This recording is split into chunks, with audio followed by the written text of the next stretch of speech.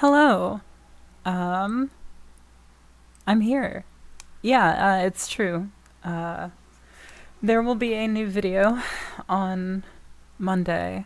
Uh, Originally, I was going to stream. Oh no, I actually. I forgot to plug my controller in. Originally, I was going to stream tomorrow, but then I remembered that my dear friend Armuda is already going to be streaming tomorrow.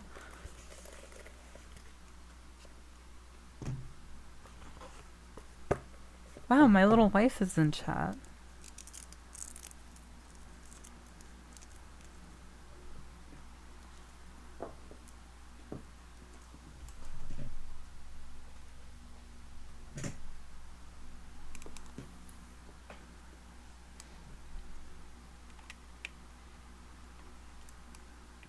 But yeah, don't expect the new video to be any like really hard hitting journalism or anything like that. But I had fun making it, and it feels good to have something new to put out. That's all that matters to me.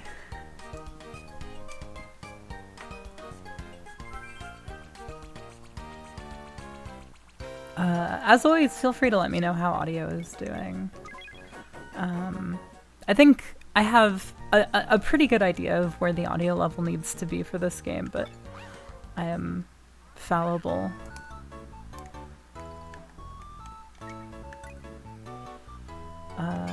Right, I was looking to save up for the Courage Soda. I don't remember what it does, though.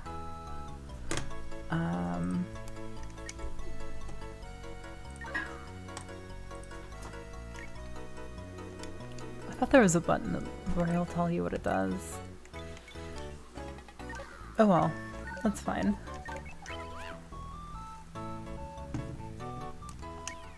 I remember that I was saving up for it, and that's all that matters.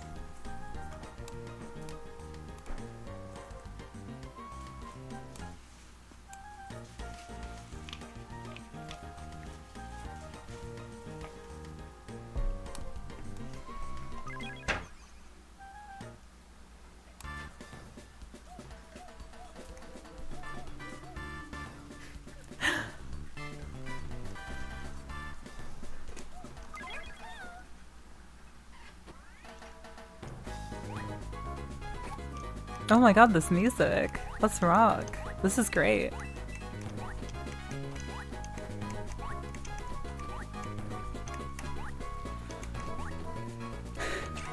Oh my god, it's the little fucking oh no.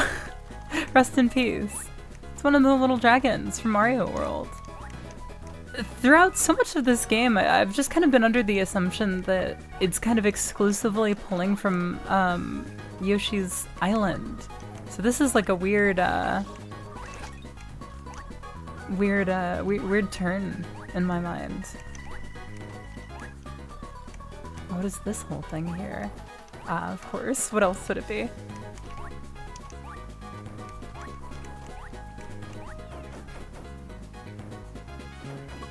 Yeah, Peach is a stone cold killer.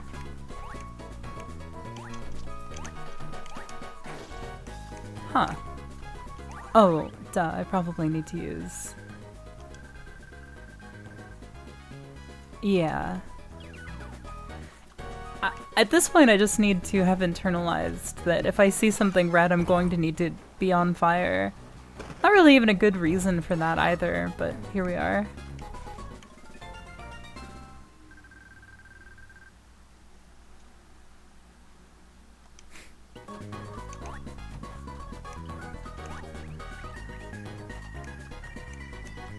Yeah, yeah. It does kind of have a fan game feel to it. Like there's like a particular Mario World ROM hack sprite sheet that a lot of them use. I think I missed something back over here. Again, with these kinds of games, it's always so hard to tell if you're going the way you're supposed to go or not. Oh god damn it! Looks like I'm trapped. Well, I don't mind doing the level again. You know what? I'm like right at the start. It'll take me 2 seconds to start over. Yeah, if I'm not mistaken, this game came out before the DS Lite, which I think had a higher quality screen. So they were kind of still in that like early GBA era where they were trying to like orient the colors around the possibility that you're going to be looking at it on like a darker display. But that's just like a style I've come to really like. I know that there are a lot of GBA games that have ROM hacks to restore or like lessen the intensity of the color palettes.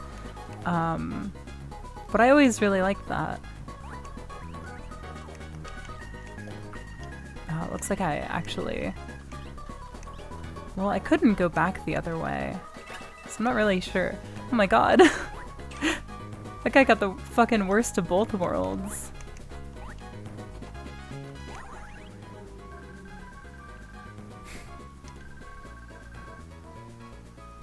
Ah, okay, interesting.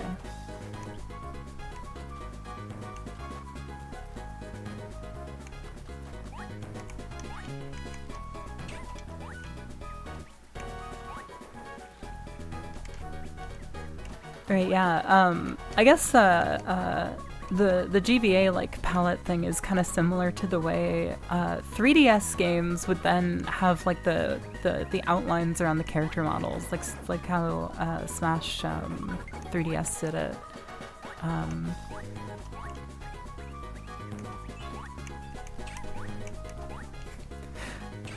Oh god.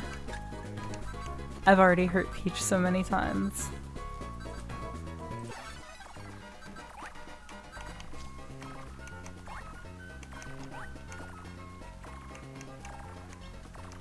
See, if I had just kept going, would have answered my own question. Yeah, I do hear how the music is Mario Odyssey-esque.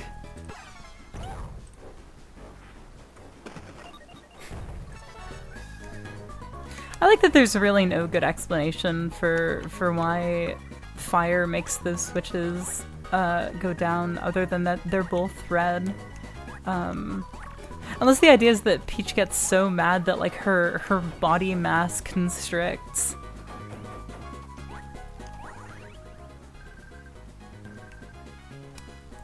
Yeah, that is very true.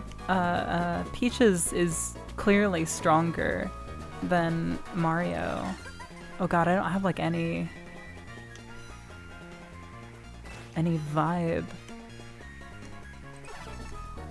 These colors are also very cute.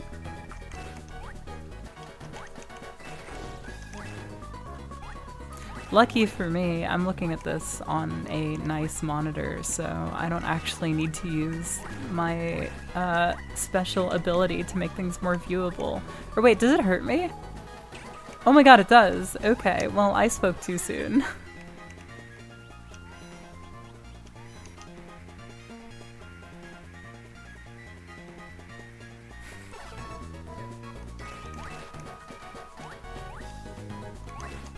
I got cocky.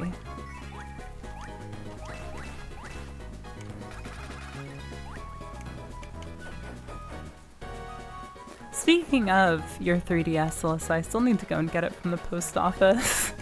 I'll probably do that on Monday. And now we got the fucking boat section from Mario Sunshine. This game's got it all. Just kidding, this is like not similar at all.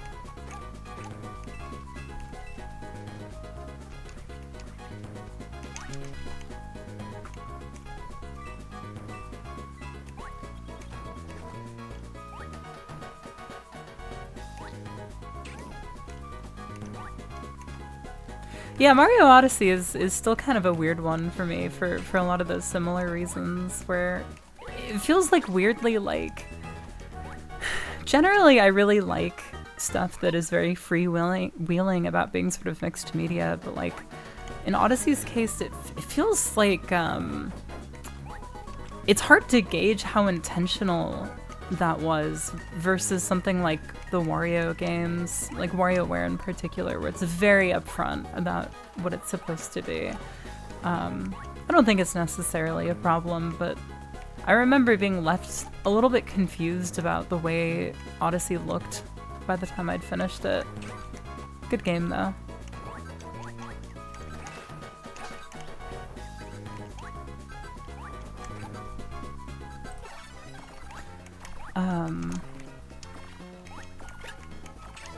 On the subject of Nintendo Switch Mario games, Alyssa and I were talking a little earlier about how strange it is that there's just like not even been mention of like a new mainline Mario game.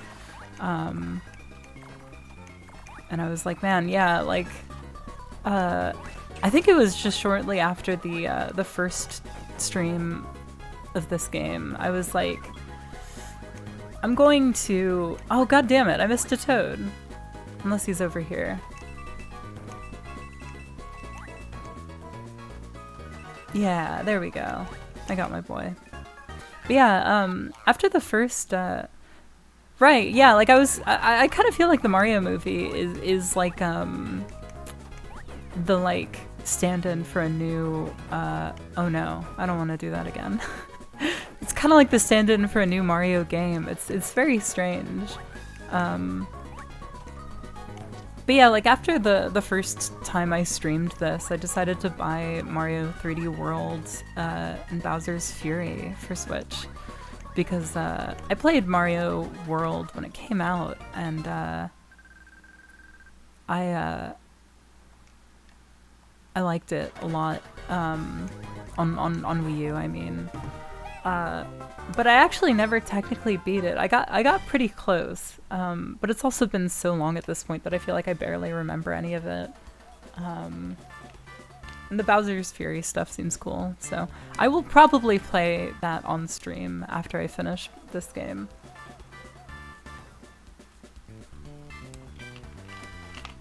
I don't exactly know how it wound up that, like, I'm someone who's generally known for liking very, like, esoteric, obscure stuff, is now currently streaming, like, two of the most popular, like, platformer franchises in existence, but I just gotta go with what my heart wants me to go with, so...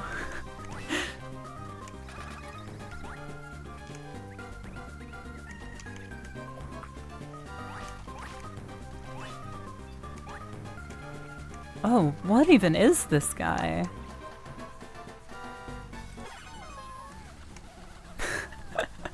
That's so funny.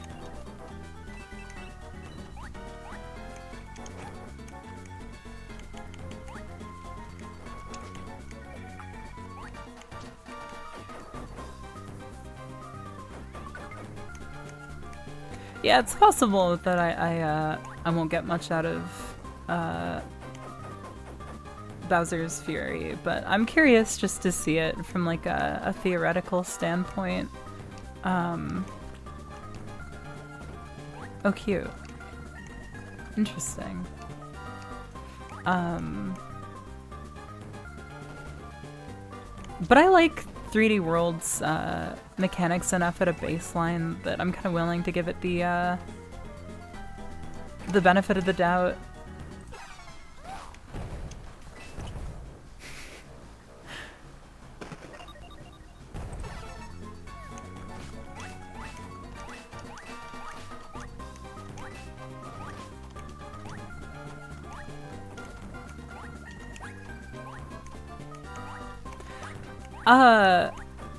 I had thought for a while that we'd get a new Super Mario Bros. Switch, but I kind of have this strange feeling that Nintendo is comfortable, like, treating their ported Wii U games as if they're new titles, like, because of the bonus content that they did add, but also because, like, so few people played those games on Wii U. A lot of them I did. Not all of them, but a lot of them I did. So it's kind of left me in a weird position where it's like I want something new. Yeah, like newer Super Mario Bros. Oh my god. That was a horrendous fumble.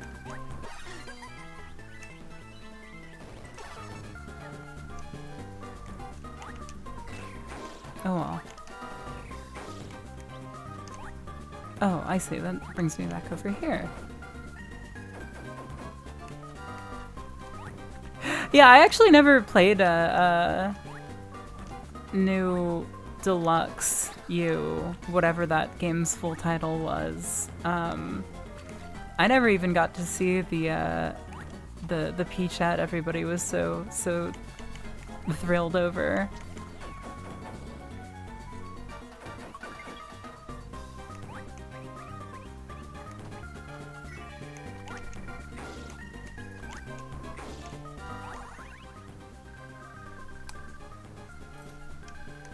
I still think it is very funny that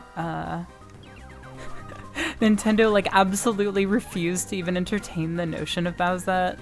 Like they couldn't even have like their social media guy make like one tweet about it to get them off everybody's back.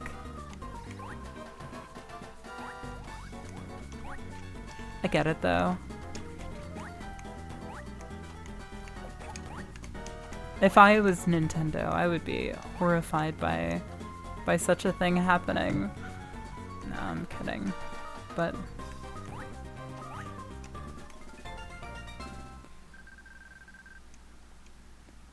oh no, this is just a you know, I was gonna be a smartass.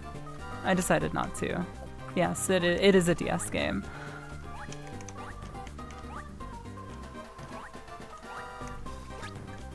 They released concept art of a Bowser-Peach combination in Mario Odyssey. Is that true? It is, but she had to have been from way before. Yeah, that had to have predated the trend.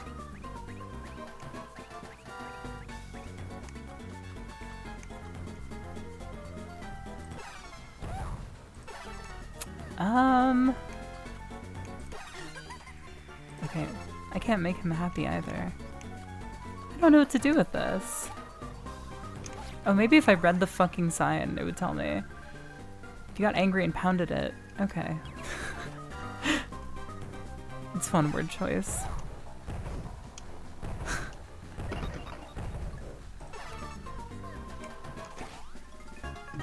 Yeah, I'm gonna search this up because I want to see it now. She's surprisingly plain, but in a very cute way. Right.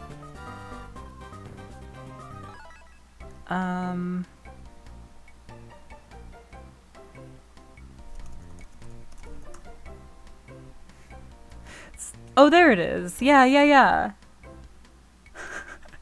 She is cute.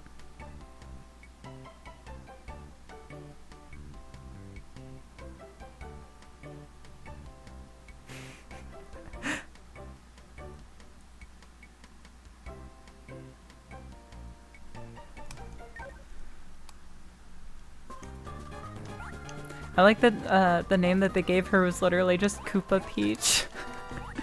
It's to the point.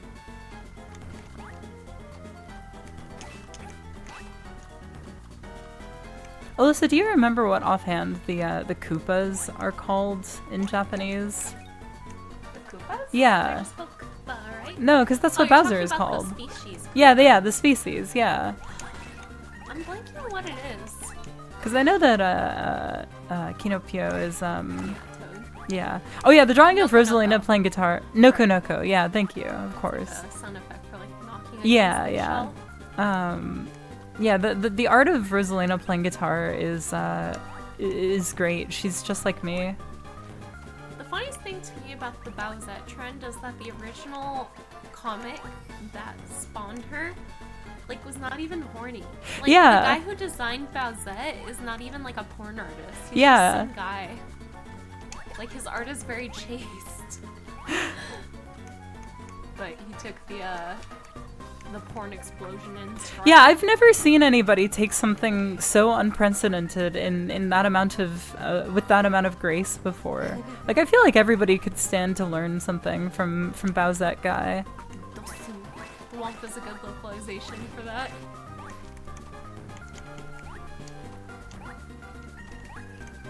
Okay, but there was some shit up here. I drew a redhead Bowsette and nobody appreciated her. You did? I did. I remember the drawing. I don't remember her having red hair. I'm pretty sure,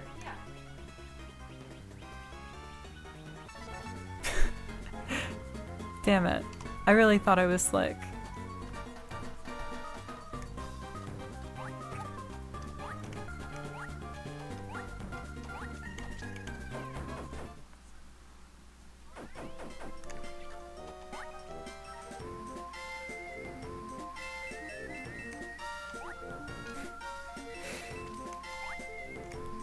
Every time I see this sprite of her now, I think about the Dizzy Eyes YouTube channel that I talked about last time.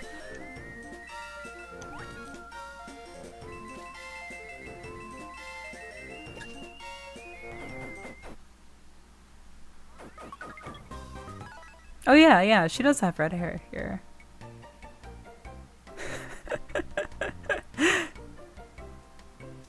The big eyebrows and sideburns was very woke, darling. Thank you.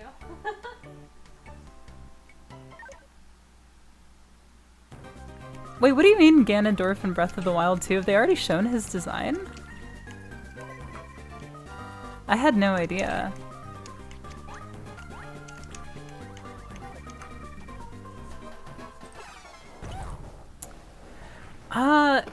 Does anybody... Yeah, I did get the puzzle piece in this stage already. I reminded myself.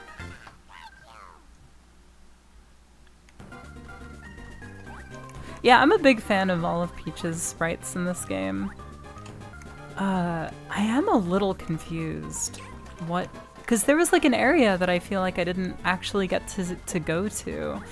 But I have all the stuff for this stage, so I don't really know how I would get there otherwise. Oh, it's probably just right up through here, huh?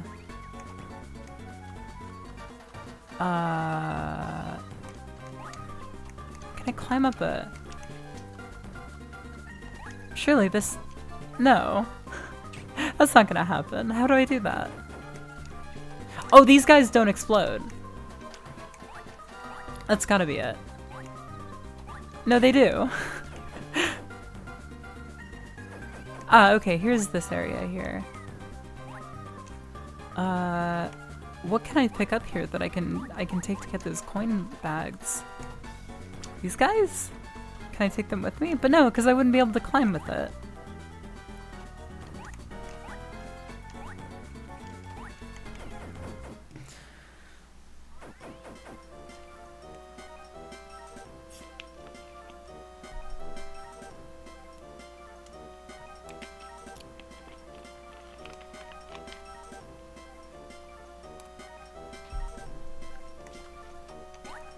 I can't remember the specifics, but I do recall that there was a brief second where they were entertaining the idea of doing a Waluigi before just deciding to do Daisy. I think it was in Tennis 64 or Golf 64, I'm not really sure. I would have supported it wholeheartedly, but I get why they didn't. Like, I feel like that's the real untapped market, you know? Like a lot of ink has already been spilled for Bowsette, but it's like you push that a little bit further and you just get a girl who's really gross.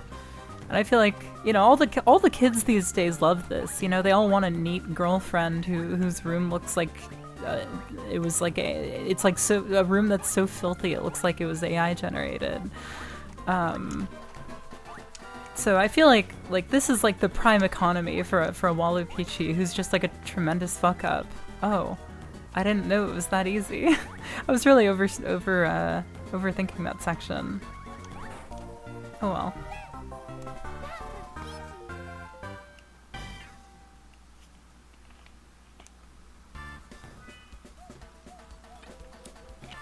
Oh yeah, much more than ink has been spilled. That's absolutely right.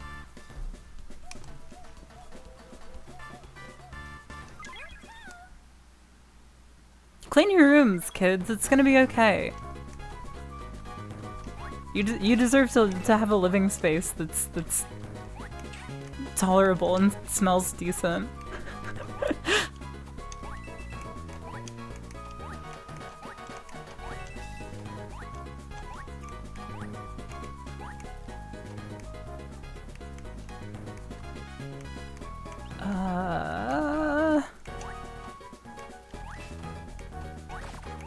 Yeah, college roommates, that's no good.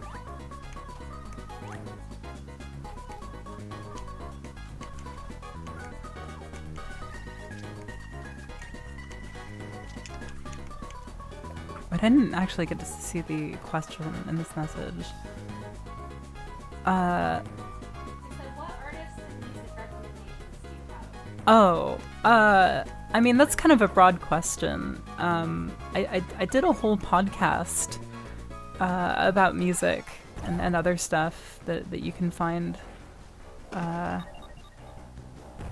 Unfortunately, that podcast doesn't exist anymore for personal tragedy reasons, but those episodes still stand, so I would say check that out over me trying to think of recommendations now.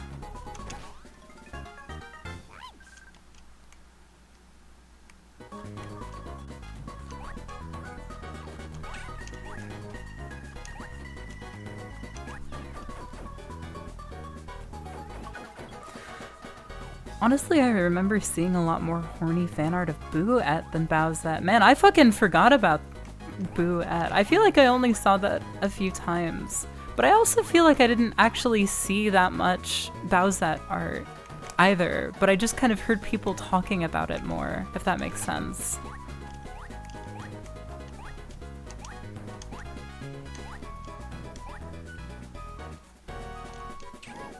Oh god. Peach, no. It's okay. Everything's okay. There. Wait, no! Shit!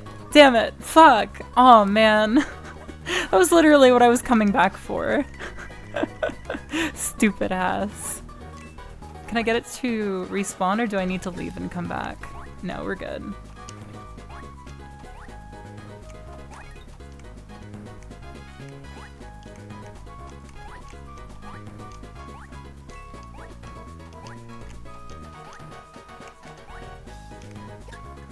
Yeah, I have a habit of forgetting sometimes that not everybody knows that I did things like podcasts or streams, because I tend to kind of just promote things on my Twitter, and I forget that not everybody actually has or checks a Twitter.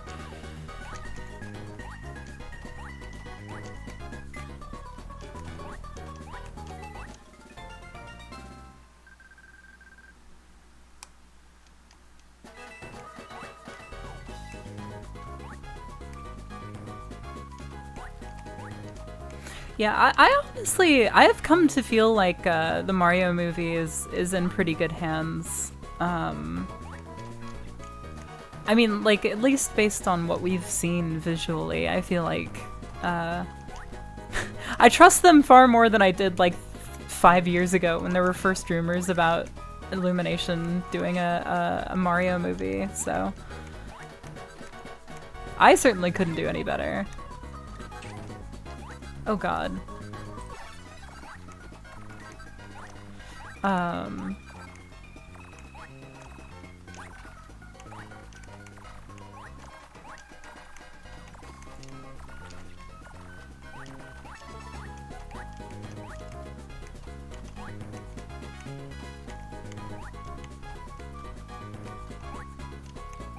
But yeah, I mean, I say that as someone who has every reason under the sun to wish that Mario fans could be malding about the movie right now. That being that I'm a Sonic fan, but you know.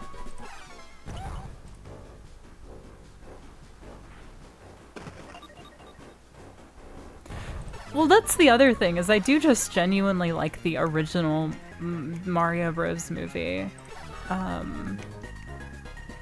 And I still need to see the other movie, the anime movie. So, you know, it's all relative at the end of the day.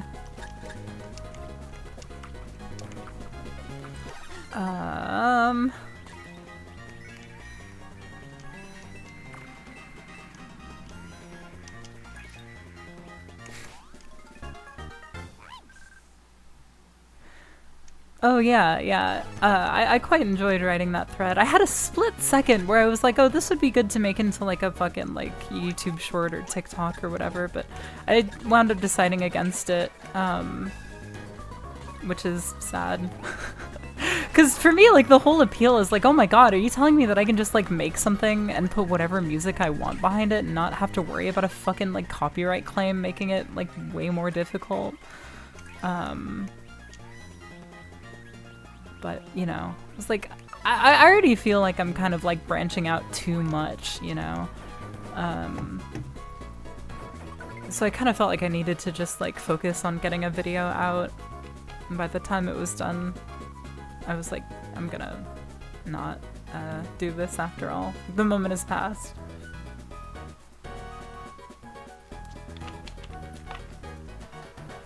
Plus, I'm like really anal about having things organized. So the idea of having like a single YouTube short on my channel annoys me conceptually.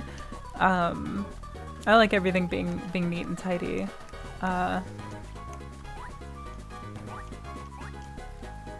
Oh, and yeah, I think that Bob Hoskins and John Leguizamo were perfectly cast in that movie. Yeah, I genuinely just think that movie rocks. It's such a weird direction to take it to make Mario, like, essentially adopt Luigi in that movie. Right! But they play it so cute. Like, the line Luigi has about Mario being his brother, his dad, his mother is genuinely so touching. Yeah.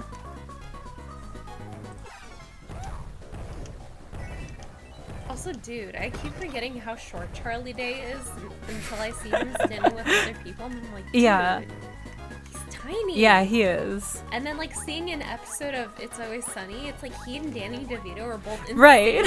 small men.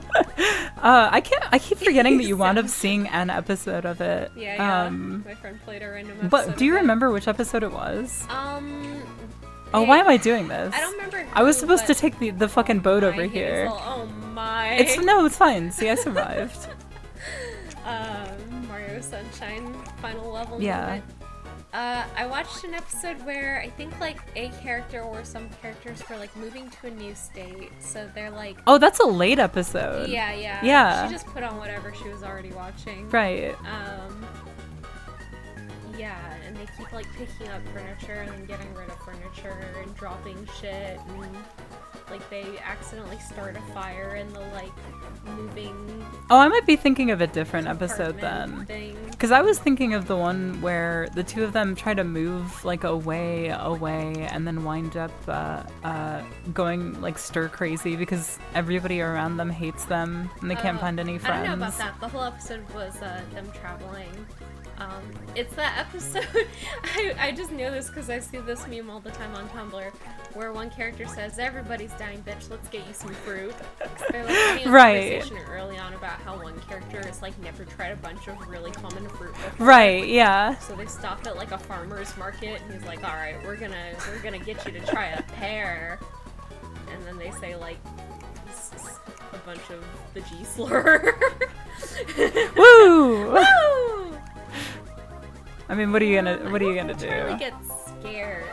Like the whole gang ends up getting drunk by the end of the episode and like picking up a random hitchhiker to drive the car. I watched that show over such a short amount of time, so many years ago, that I don't really remember that much about it at this point. Like, I remember, like... I mean, against my will, I've watched like all of Friends like 3 times Oh, all God. the way through, and I don't know if I could remember any particular specific episodes. Well, I'm gonna tell you which one of those two shows I think is worth remembering more of. Yeah, I've heard people say like, "Oh, Alyssa, you wouldn't like It's Always Sunny because they're all bad people and they're always like arguing." Those are against each people other." that you know just don't know the new you. Those are people who have a very different image of you.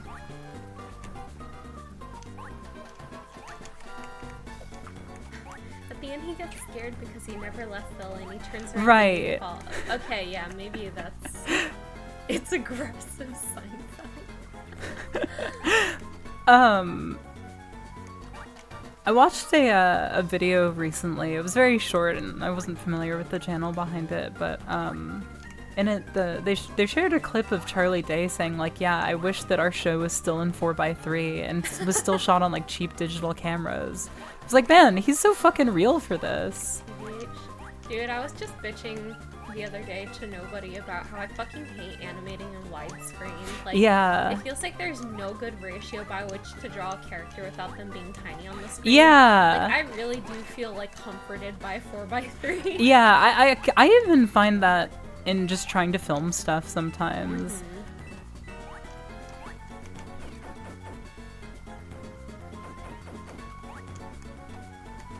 Yeah, I think that the whole idea that 4x3 is like dated is really bizarre. Did I It's miss something in that frustrating. last room? I feel Honestly, like I I've did. thought Oh about well. making visual novels in 4x3 just because I hate Yeah. having all the like real estate on the sides. But whatever. Everyone sees widescreen as HD now, and 4x3 is like, why did they do it in 4x3? Well, it's so funny too because like there are so many like classic beloved movies that are shot in 4x3, and like so And then so much of. fucking parents at Christmas, not mine specifically, Oh my god. will fucking stretch it and like upscale it and then like interlace the fucking frames and be like, oh, it looks so good now. They'll do that fucking motion blending shit. I'll Yeah. kill myself. You can't say that on Twitch. Oh. There's no good alternative. We talked about this. I will. You will vomit. You will fix it. You will will- go I into will the shit TV my settings pants. and you will fix it, and then the parents will be like, I don't notice a difference. Yeah, I'm kind of regretting not doing the PC 98 frames for Love in a Bottle. I feel like I've missed my opportunity already. Nah, that's sad. Well, okay, but here's the here. No, actually, what you do is you now just make the game 4x3. Squish on my fucking ass. No. I'm saying you make the game 4x3, but with a 16:9 like inner. So you so you take what you have and you just build out a 4x3 frame around It's it. not a bad idea, because all the backgrounds don't even fill the entire screen anyway. Right. Well, I guess if you did that, you would have to do like a map scroll feature because the No.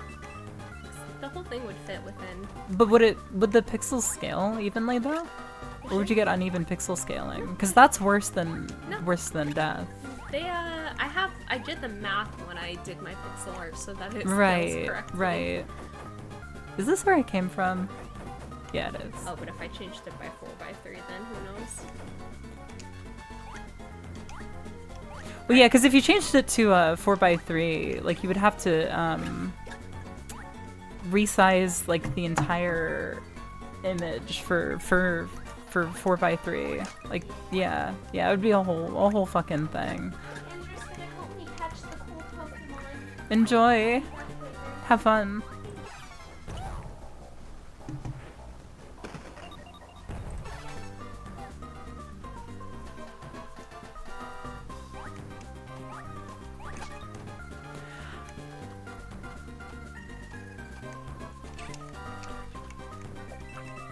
I'm sad that nobody can see things that change aspect ratios and not immediately go, oh, they're doing a Wes Anderson thing, because I genuinely feel like there's so much in the creative field for taking compositions, like taking individual shots on the merits of their own compositions. Oh, god damn it.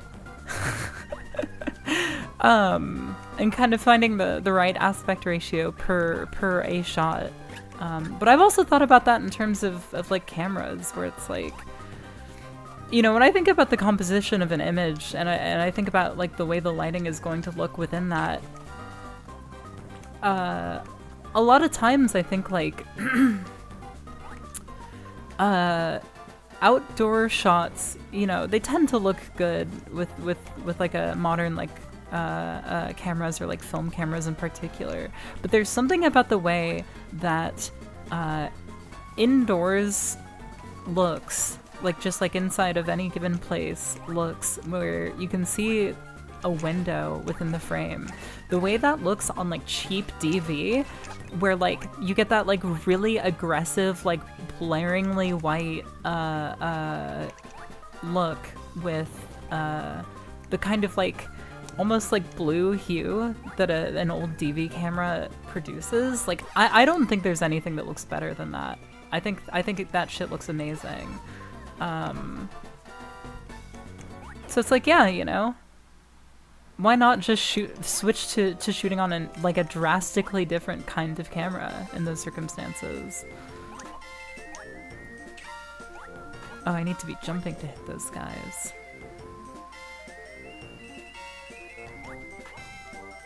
Damn it.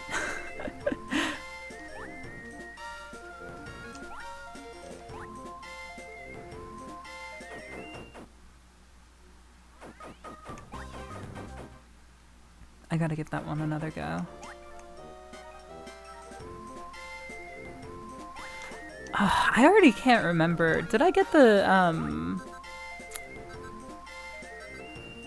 Did I already get the puzzle piece for this stage? Because I know I still need 2 more toads, but...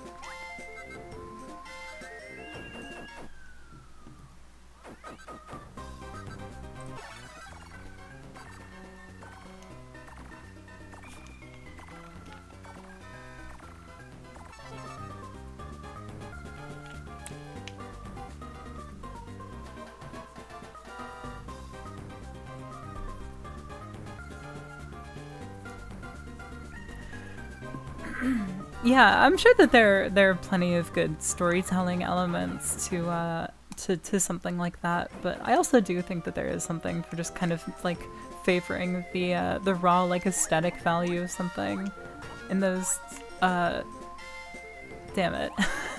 Fuck. I was trying to go down the bottom path. I feel like there might be something there. But yeah, I'm definitely somebody who can be very like pro like aesthetic for aesthetic's sake. But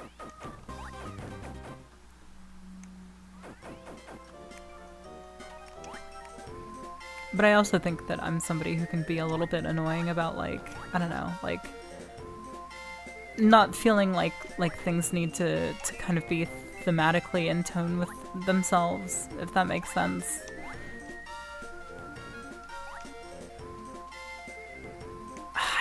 I feel like there's something down there, and I just need to let myself fall and see if I'm right.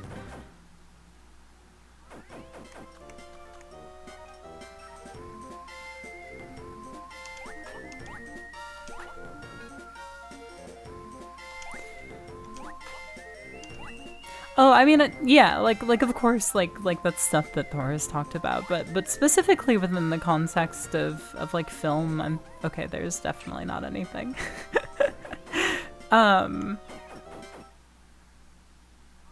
Within the context of film, I think that I get really excited when it feels like certain things are being done just because somebody had an interesting idea for how to use a camera.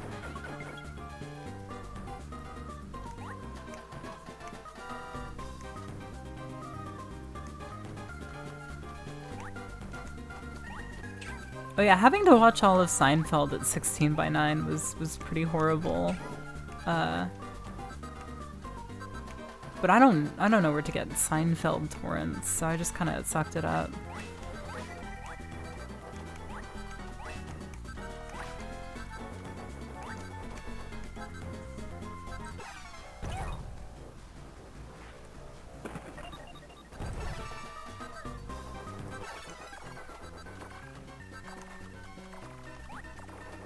Where did that guy go? Can I get him to respawn is my question, because I need that toad. And I don't think I have enough. Oh, never mind, okay. Yeah, this'll be fine. I thought I needed the fire to get through there. Yeah, I don't like backgrounds or doing that thing where you have like a blurry version of the same footage behind it in YouTube videos. I think in general these days I am getting a lot more comfortable with having a black frame on stuff. And it's hard because I know that that is generally kind of seen as like a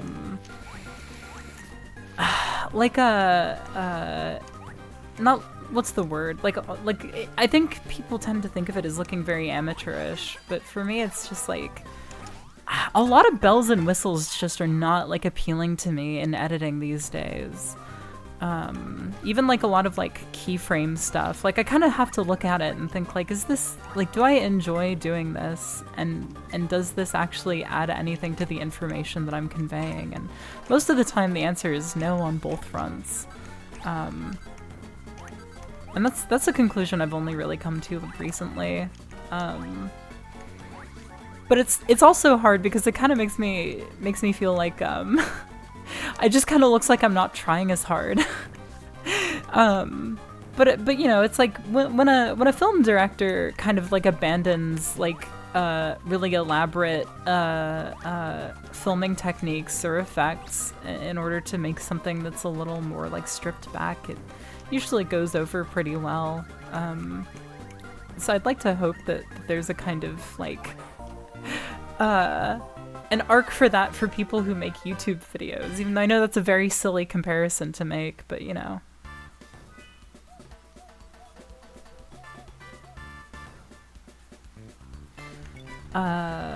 Did I really wish I remembered if I had gotten the puzzle piece in this stage or not. I guess there's no harm in doing it again, but with OLED screens nowadays, black space is ideal. Interesting. I've never had a an OLED TV, so I don't really know what that whole world is like. Don't worry, everybody. Big news, we've just unlocked another minigame. We actually unlocked it a few levels ago, and I just forgot about it until now, but we're gonna do level 1 of Toad Tote. Use the stylus to get Toad to the goal in time, but don't get burned. I really like this very frantic sprite of Toad. Oh my.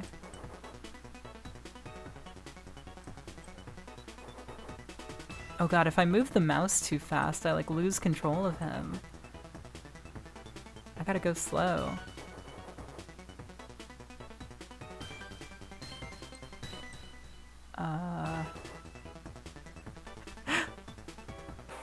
Woo, 10 whole coins. Oh my god, yeah, their village did. That's horrific. That's so scary. Is that what was going on there? That's so good. Okay, let me fix the screen.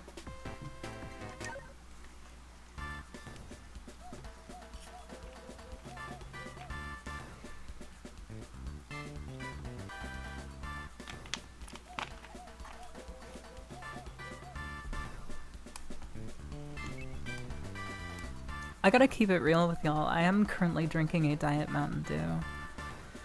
So, if you ever had any doubts about whether or not I was a real gamer girl, hopefully, now you're convinced. Oh my god, I still don't have all the fucking puzzle pieces for this one? How many fucking... I'm missing one, but like... Some of these have 24 pieces, and there's only like one per stage. So unless they start making you buy like triple the amount, I don't know what the fuck's going on.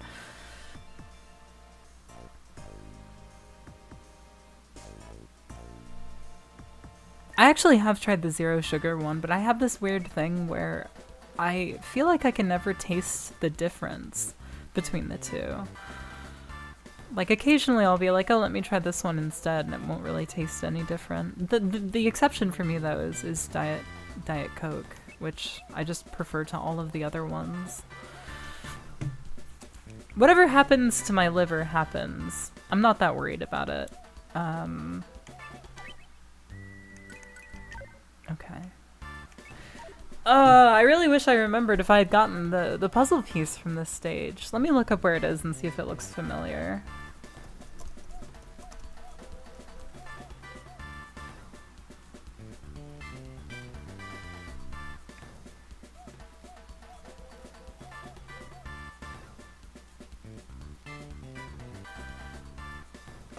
The third area contains a pipe that dispenses Goombas. Pressing the exclamation point switch will open up the area directly below it, which contains a few rows of coins and a puzzle piece. I don't remember.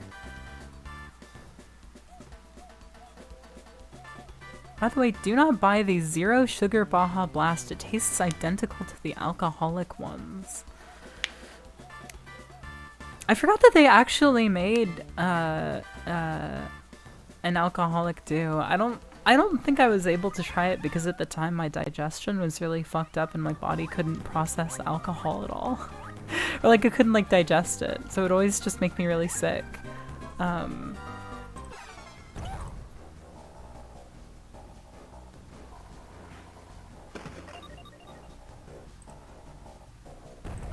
It's not really a problem for me now though, so I would definitely give it a shot if I was in the same vicinity. I've had zero sugar Baja Blast before, and I can report that it is just not as good. I'm generally like I don't really like the taste of sugar. I don't really seek out sugary stuff super often. And I generally do prefer like artificial sweeteners and stuff like sodas. But Mountain Dew is like the one weird exception there.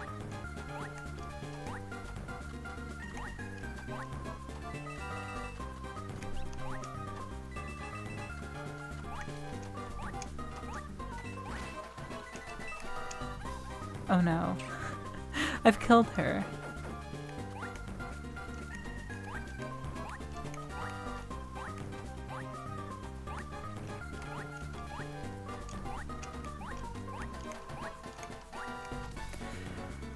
Yeah, I mean, I feel like it has taken me until like this year to find just like a regular alcoholic drink that I genuinely enjoy the taste of.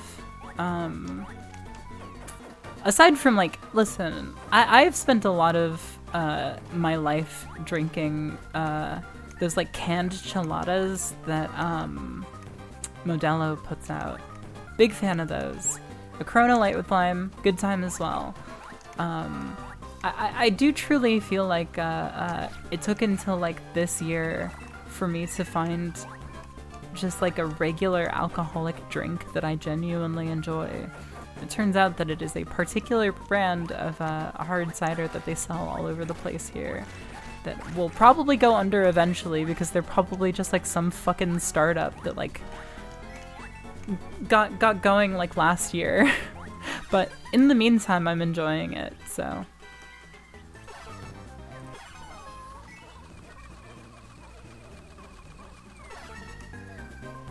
Right, I did this as well. I'm looking for the third area in particular. Do you prefer enchiladas or ouchiladas? Is that actually a thing? Like not traditionally, obviously, but like, is that like a... No, yeah, I had to have got this already. Yeah. Like, of course. This is not something you simply miss. Yeah, okay. I thought for a split second that it might have been some sort of like meal prep, like food trend thing of like, oh yeah, you just, instead of making an enchilada, you just take all this stuff that would be in an enchilada and just like put it over some rice instead.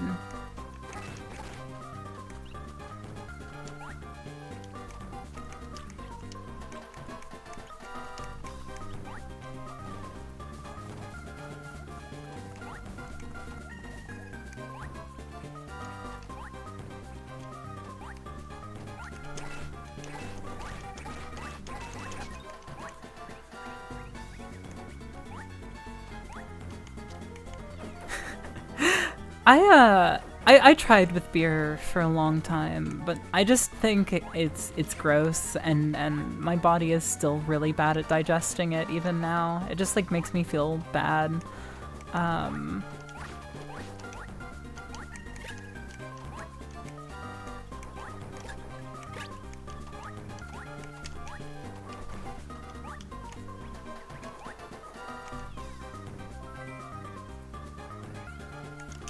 Yeah, I feel like the whole like craft beer thing in particular just feels very overrated to me. I mean, I shouldn't say that. I know that people have very complex opinions on that sort of thing, and you can't have a really complex opinion on something like that if it's just like all bad, but I definitely am just like not into it. If anything, I still feel like the beers I like the most are like the kind of like cheap ones.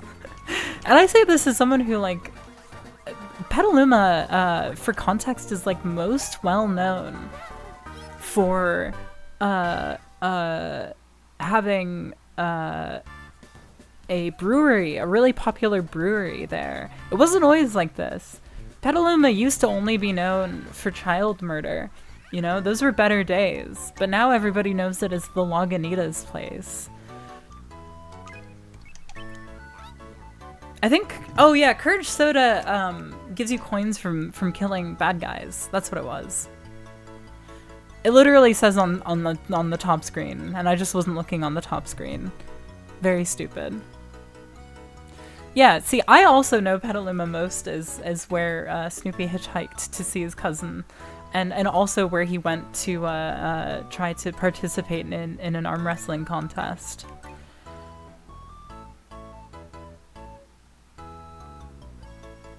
Oh, he went to Needles. Okay, well, I guess I answered your other question then. That yeah, Snoopy went there for an arm wrestling contest.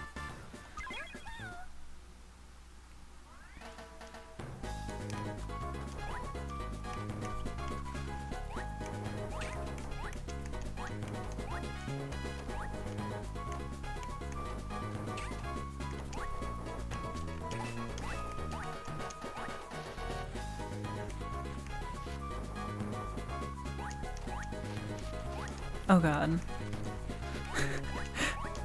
There we go. Trying to do that while also looking at chat was very difficult.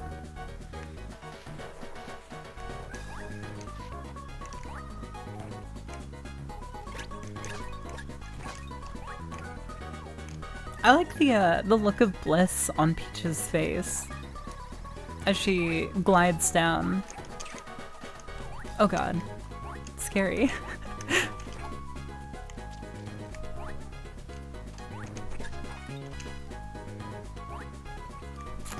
I feel like there might be something going on here. Nope. Oh, interesting. I didn't think you'd be able to see the tops of those. That's cool.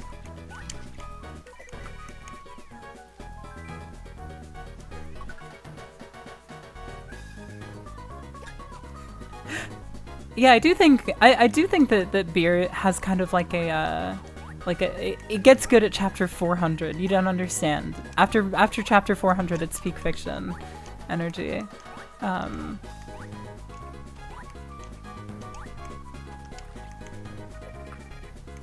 Beer's Final Fantasy 14. Good lord.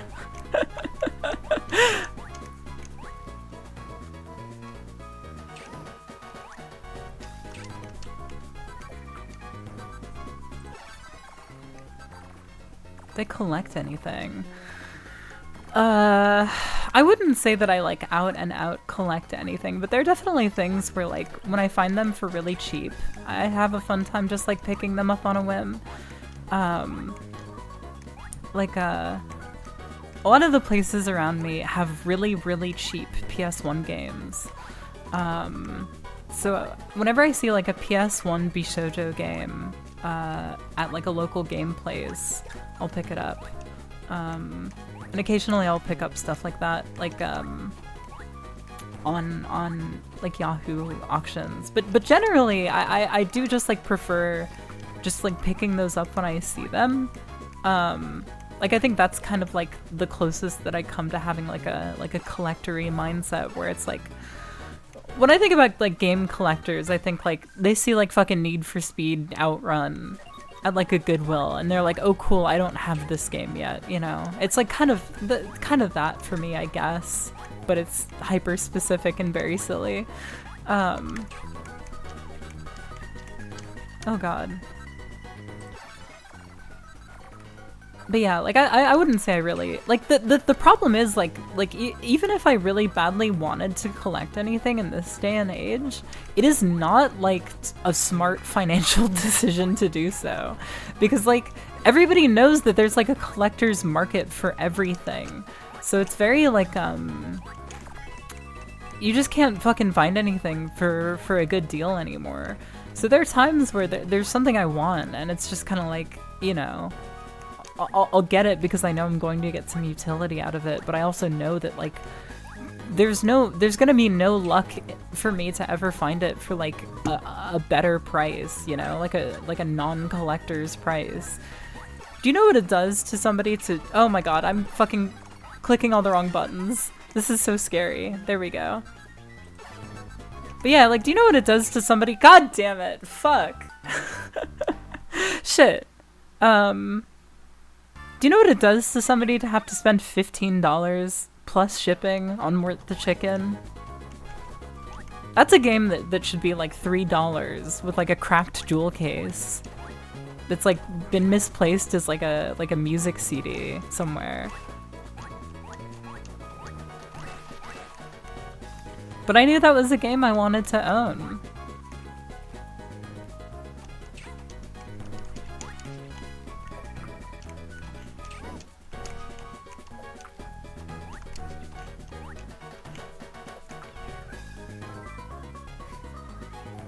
Honestly, I really like Mort the Chicken. That was kind of like a weirdly like perfect storm kind of moment for Kyle and I, streaming that. Weirdly good experience.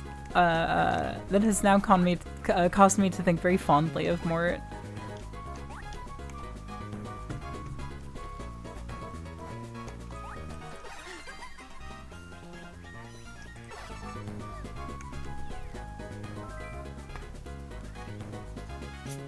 Yeah, that was like a once a year kind of stream.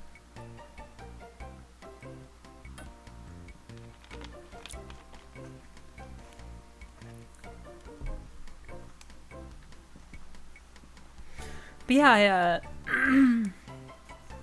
I can't remember the exact phrase, but I was reading something recently about this trend that has picked up in Korea, where like the term just kind of like translates to like fuck it money, where it's like, you know that you're never gonna be able to own a house or you know, break out of having like really shitty, like overly expensive rent prices. So it's like, what little extra money you do have, you're a lot more inclined these days to spend rather than save. Again, I wish I could remember the specific term, and I think that there's like an equivalent trend that people have identified in millennials and Zoomers as well, over here, that I just can't remember. But yeah, I feel like that kind of thing has also really exacerbated the kind of like quote-unquote collector's market for most things. Where it's like, there's kind of more money going around, but in like very like superficial quote-unquote ways. And I think that kind of means that like, if you're somebody who has something to sell, like the likelihood that you're going to make a profit on it seems higher now. Whether or not that's actually true, if it's just like a perception thing based on what a big deal out of collecting has been made, I'm not really sure. Obviously, I'm not an expert on this kind of topic either, but yeah. I wouldn't say that I ever really like had like big dreams of collecting things either. But I also think if a normal person came into my house, they would probably think I was a collector, because of the amount of physical media that I do own. So I think it's all relative at the end of the day. Like, I know that I have very specific reasons for collecting, or for hoarding physical media, you know, where it's like, it looks good in a frame in a YouTube video, but then it's also like, you know, it has that added benefit of like fucking DVD bonus features, and like, you know, I do also just plainly like owning the things that I really like. So I think if you count that as like a form of collecting, then invariably that does wind up being the case. But yeah, I guess that's kind of the other thing about it too, is like the kind of vision of what collecting looks like is very different these days because the internet exposes you to people at like the highest possible echelon for what collecting looks like. Like I follow like a manga collector just because I think that it's like the things that he does is like genuinely very fascinating. Like I can't remember. I think he's up to like he's in like the multiple thousands of manga owned. And he swears that he's read like 80% of his collection, which is crazy. Very impressive. But yeah, like that is obviously something that like in my mind, like that's like a collector, you know? So like the sense of scale relative is I think kind of weird too.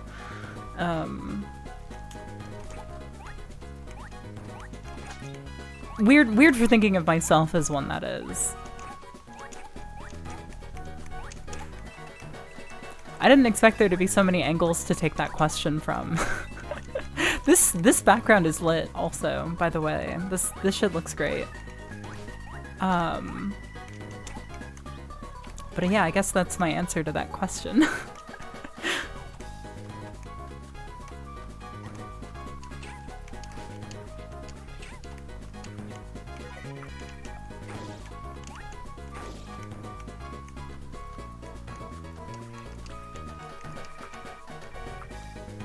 Nah, I kind of wish I could be one of those people that really enjoys owning as little as possible, but I just get easily attached to the things that I own.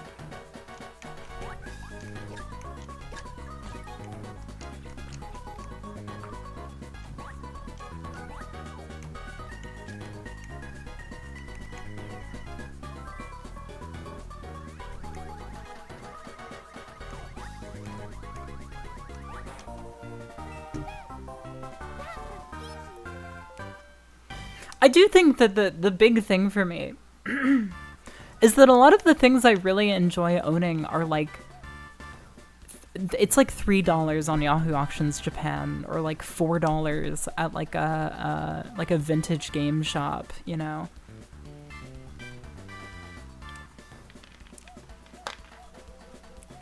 So I think that also kind of reorients my Japanese arcade cabinet collectors are pissed off that so many foreign collectors are taking the machines out of the country. I didn't even realize that foreign collectors were able to import machines. That's crazy. I've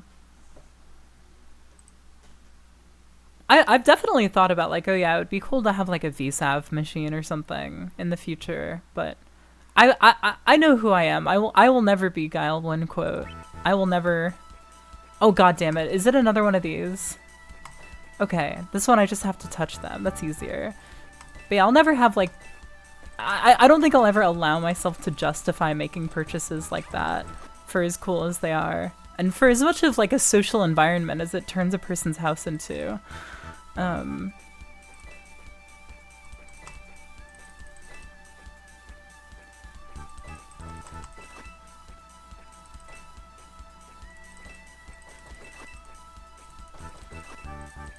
Oh god. Oh god damn it. Fuck. Ah, fuck.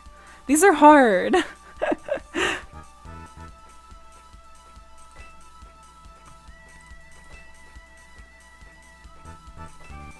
And yeah, the fucking the Nuki video, the Nuki Red Letter Media video was genuinely great. I feel like it did like a disproportionately good job identifying the problem and like collecting for speculative value's sake, and for FOMO's sake, rather than collecting for just like having a really deep love of these things. Oh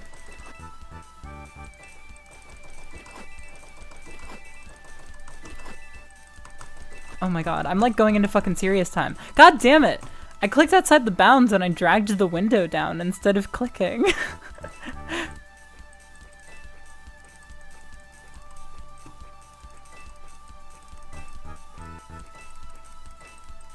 I'm gonna have to turn a fucking auto clicker on. God damn it! Fuck!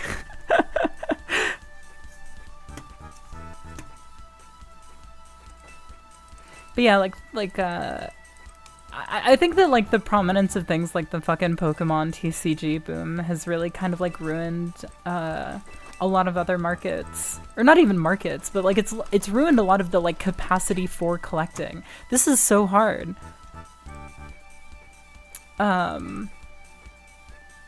Just because like the wrong people got in front of the fucking camera, you know, and started talking about that shit.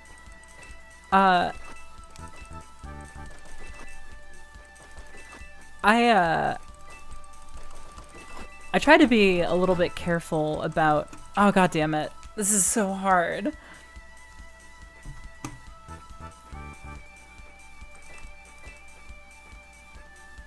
I literally lost my train of thought. Oh, I was gonna say, like, I even find sometimes that I have to be a little bit careful about bringing certain things up in certain ways on my channel because I don't want to like arbitrarily inflate their value. I should not be alive. I missed every single one of those. Fuck. Oh my god. Fuck. Oh my god. Please.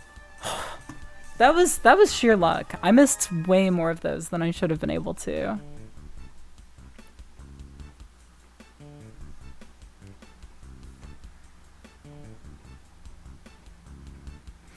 Yeah, I sold... Yeah, fucking Pointy's coin. Yeah, legitimately. I don't even...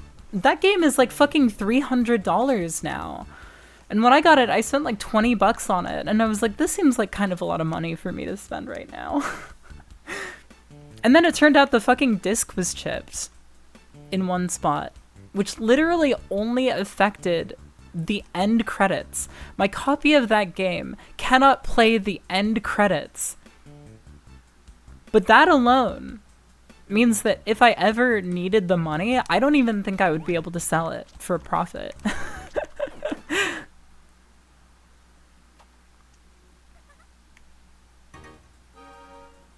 But it's fine. Like, ideally, I'm not going to be in a situation where I need to do something like that anyway.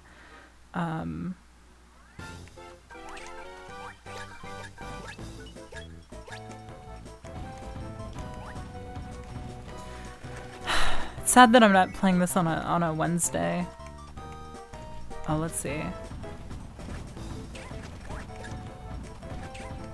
Oh god. This looks like, yeah, okay. I do just need to jump on those. Oh, interesting. Okay.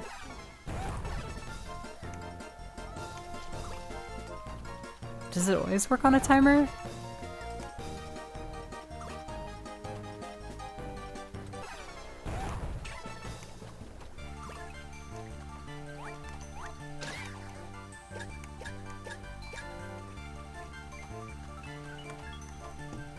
I feel like this one is also going to be very difficult to do with one hand.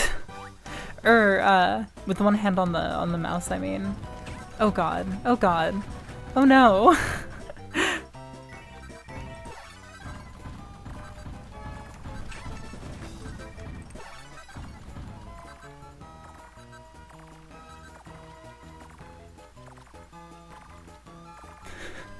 At the very least, he runs around pretty infrequently, and I only need to use like a fraction of my what is it called?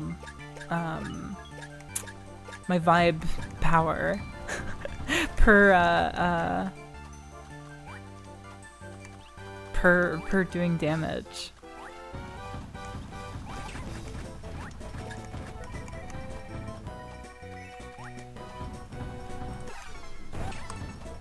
Oh, fuck.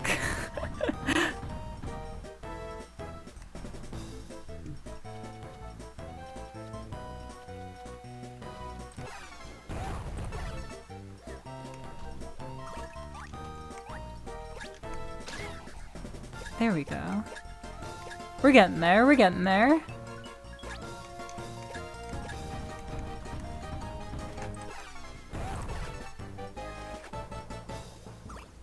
Or I guess I probably shouldn't be trying to make him mad if I don't need to.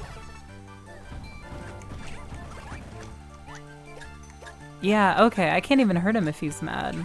Shoot. Good to know. Oh, you had the Pikachu N64? I'm jealous. I had the, I still have my childhood N64. It's like that and my Wii, I think, are the only, like, consoles that I had, like...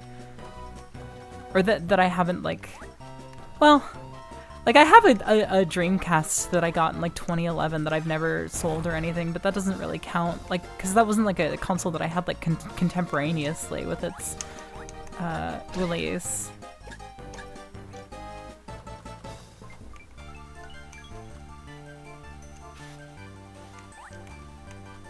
Oh, come on. Not the fucking poison gas, too. There's already too much going on.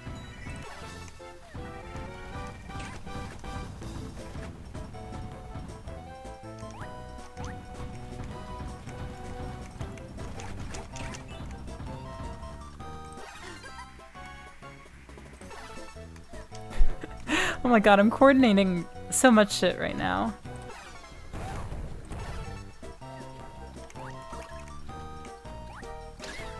Okay. Getting somewhere.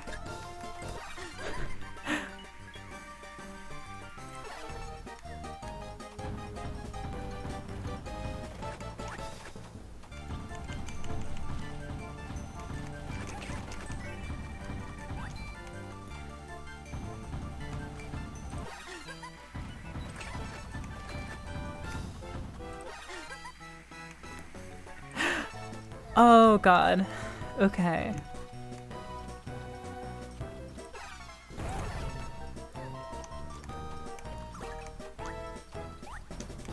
It's still very funny to me that the hardest one of these bosses was still the very first one so far.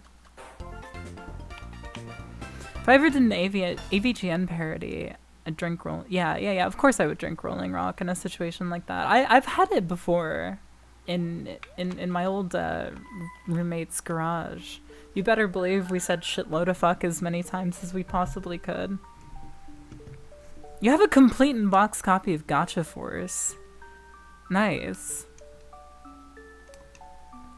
Yeah, I honestly wholeheartedly, like, support keeping that shit and not, like, fucking playing into that whole market. Like, I get the idea of, like, sometimes you just need to sell some shit to make some money. I sold a few pretty expensive games that I grew up with because I needed money at several times in my life.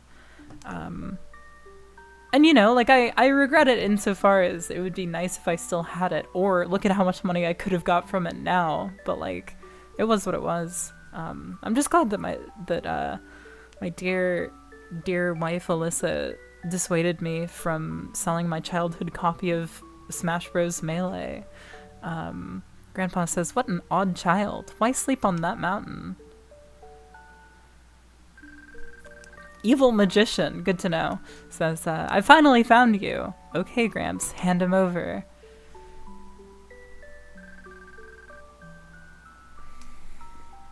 I once found Billy Hatcher from a random guy while getting a flu shot. What does that mean?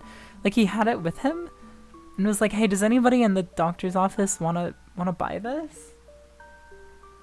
Who are you? Stay away. What do you plan to do? They left some crud on the picture of the... Did y'all see that? There was like some schmutz they didn't erase. On the umbrella. Wahahaha.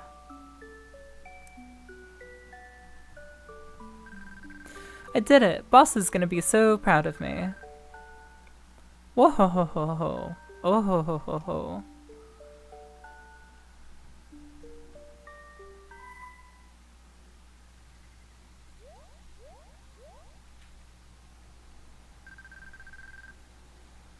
Thanks. Yeah, I tried really hard with those laughs. Ah, but why do they want me? Why are they trying to catch me? It's not like I've done anything bad, I swear.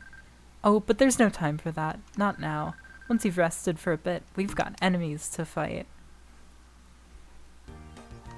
Selling random DVDs and stuff, and he sold me Billy Hatcher for $2. It's It's crazy.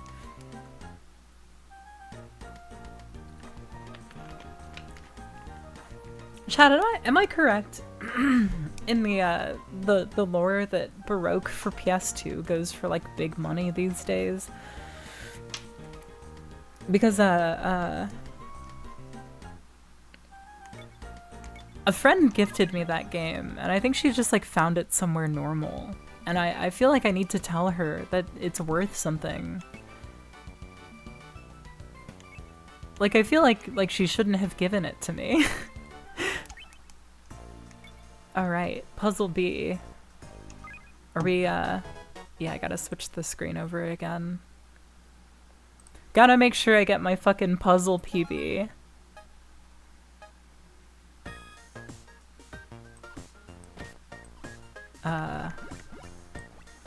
Oh god. Sloppy inputs. Good luck even getting a woman to look at you after this.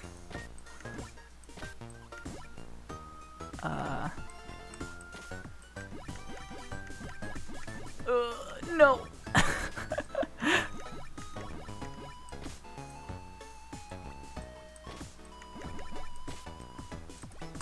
31 seconds. That's disgraceful. Absolutely disgraceful. You can go for up to 250. Yeah, I'm going to like message that friend and say like, hey, you're welcome to have this back. Like, you could certainly get a lot more out of the money that this game is worth than I have with it sitting on my shelf. I actually have played it. I actually played it, my copy of it, for the first time very recently. A friend was in town and we had some time to kill before going out for dinner. And that game rocks, I gotta say.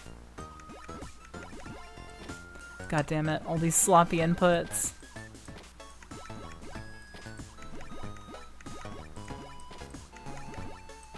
$27, god damn it. It was hardly even better. Whatever though, I'll take it.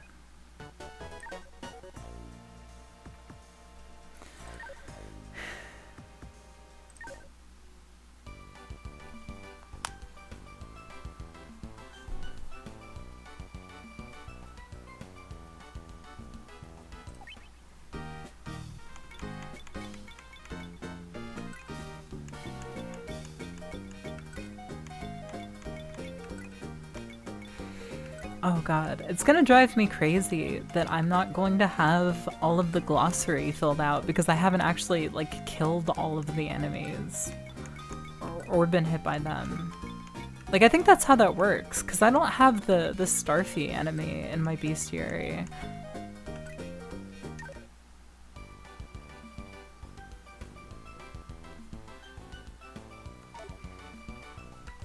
Honestly, if you didn't play a DS game on a flashcard, did you really even play it?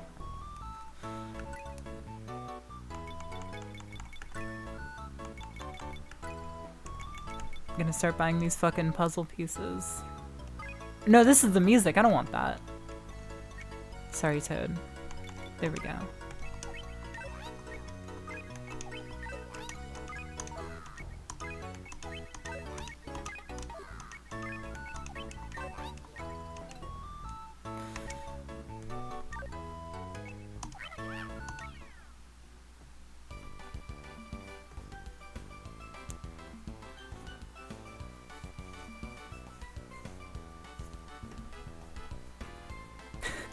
Yeah, actually, The World Ends With You is one of the only DS games I own as well. I've had it since it came out. I think I got it the day it came out. I also recently bought a copy of Love Plus Plus for the DS.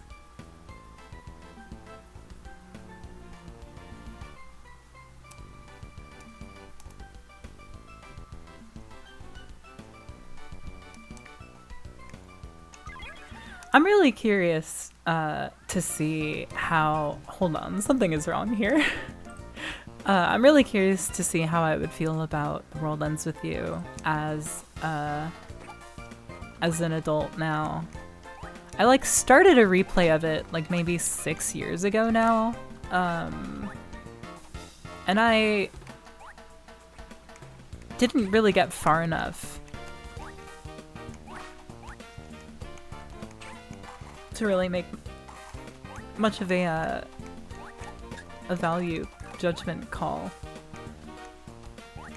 on it. But it was huge for me as a child. Like really, really opened up my mind in a way that not a lot of other art had at that point.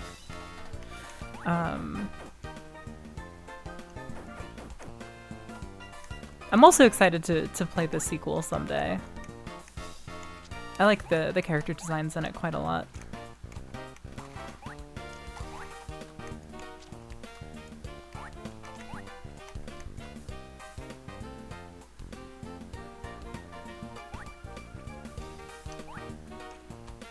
Oh, Magical Star Sign. I got that game with a what was it? Not Funko-Land. What was it? FYE. I got it with an FYE gift card that I got for like a birthday or something. Like not even that long before FYE closed, or I guess it was just that FYE closed down, because there are obviously still some that are up. I think there's something kind of corrupted about this, the animation of her splashing. Do you see this like row of pixels here? I can't tell if it's actually supposed to look like that or not, because it's only appearing on one side.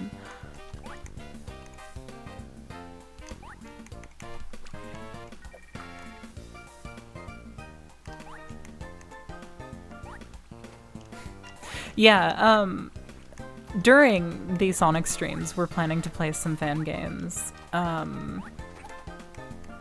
Just kind of like relative to when they come out, or when they came out, rather.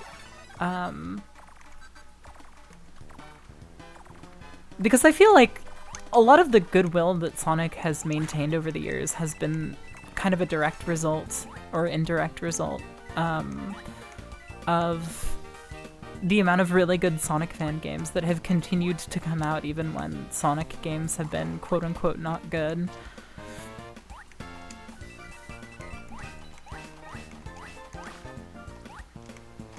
So I feel like talking about Sonic, you know, in a broader sense kind of requires the fan games. Oh my god, I fucking forgot about Spectrobes. I think I got that game when it came out from a relative, and I remembered thinking like, I remember it being like one of the first games that I played as like a tween or a, you know, like a kid. I can't really remember when it came out, or when I played it, but I remembered it being like a game that I was able to identify was like fundamentally mid in its design. Oh yeah, I'm using Melon DS.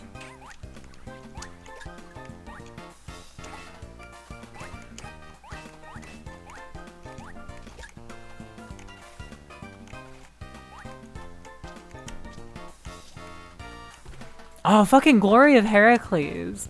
I got the game for like $1 at a GameStop once and then never actually played it.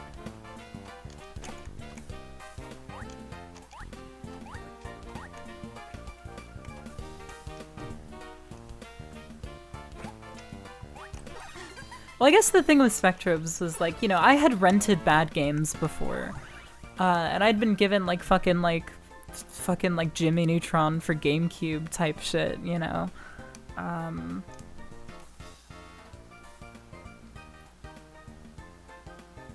The beach reminds me of the day that girl built a sandcastle. One wave stole my summer memories. And that castle. So sad, you can't mix water with sand. Blah. What was that about?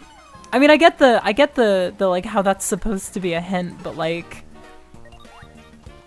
the lore implications there.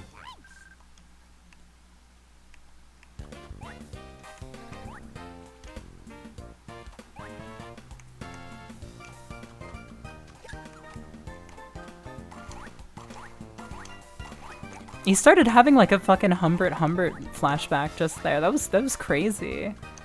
Get out of here with that. I did not ask.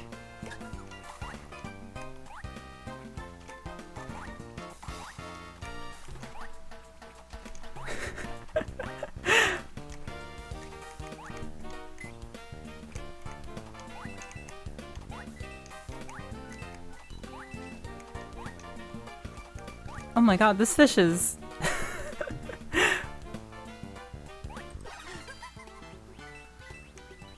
Come on, what do you have up here? Damn, nothing.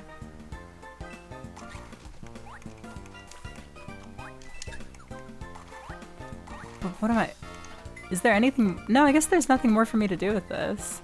Yeah, the Kraken Chiefs are honestly very good. I gotta see this guy again. Come on, you can do it. Oh, it's so good.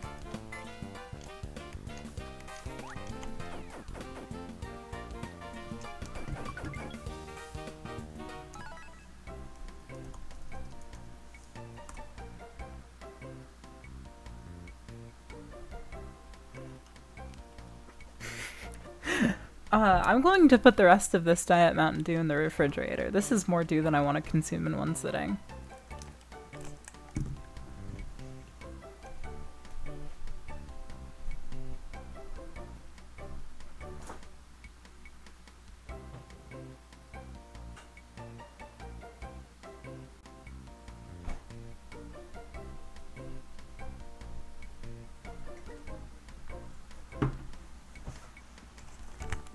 Are you allowed to drink on Twitch? I think within reason you are. I'm going to have a small drink while I play this.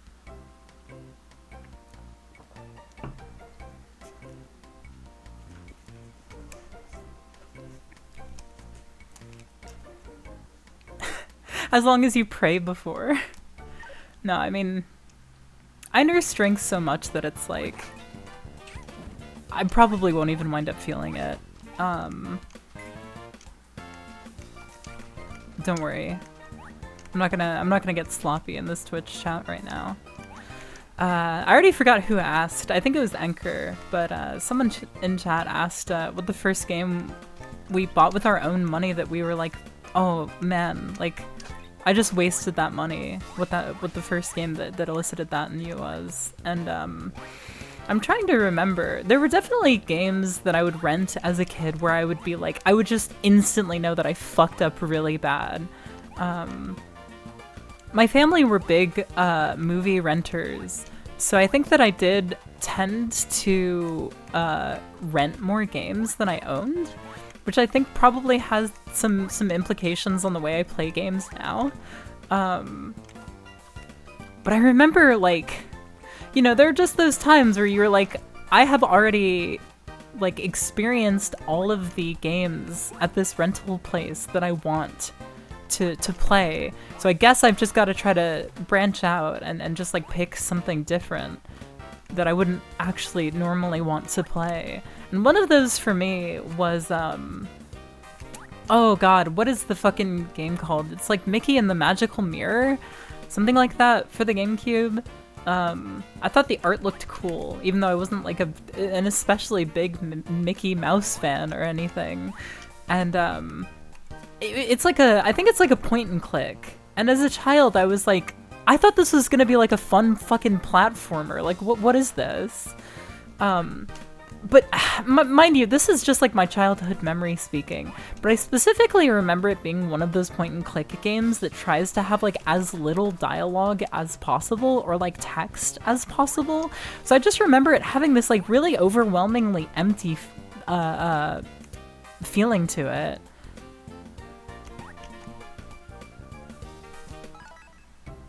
Wait, Magical Mirror is that's a childhood favorite game that you were obsessed with, Gino. Wow.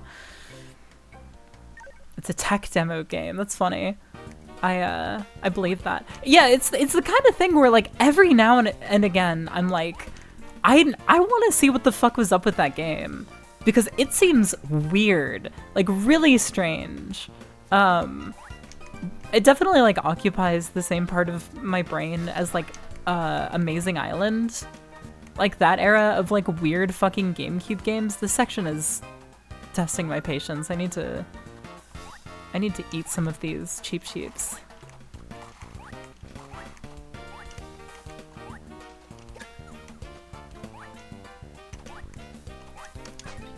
Oh no, I can't.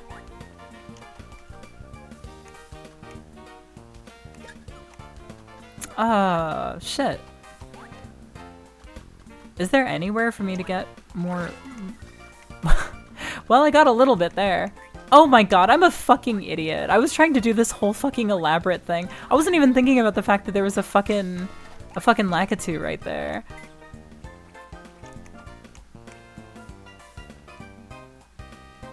I still really like Peach's looking up sprite in this game. There's something very funny about it. Like, she looks like she's not prepared for whatever she's gonna find. Wander's good. He's gonna be 8 next week. Big boy.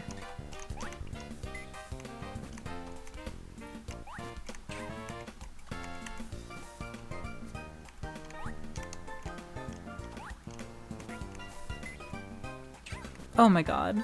I can't do anything right. Oh my god.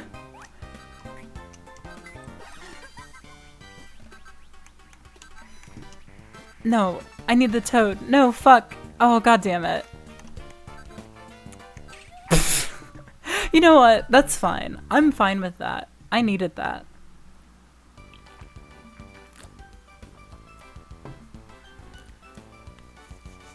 You always thought Wander was older. No, I mean, he's got kind of grandfatherly energy, so I understand that. But, no, he's still pretty young, all things considered. I'm hoping that, you know, given,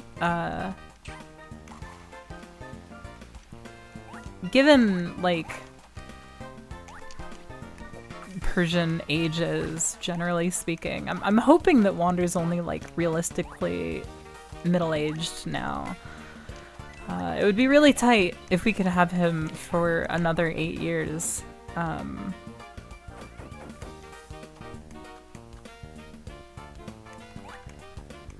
But we'll see. Especially, like, he's got a lot of weird health problems. I mean, not like a lot, but he's a sensitive little guy, so anything could happen.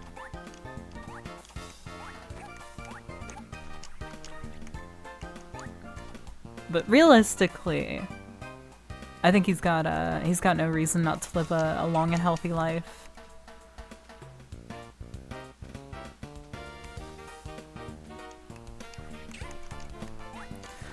Oh yeah.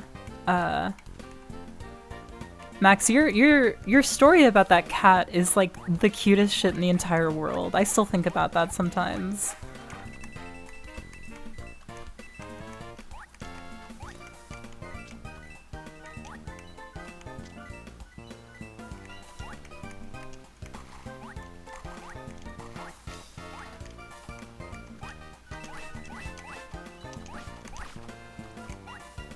She's learning how to open cabinets now. No. Yeah, I'm really lucky that Wander is just like... Oh shit, hello. Hello, Gawain quote. It'll happen. I was actually thinking about hitting you up when I got a little more progress done on the Guilty Gear video that I'm working on. Because there's a part of me that's like, there's no way a video like this is going to be complete if I don't at least try to reach out to a few people who actually know what they're doing.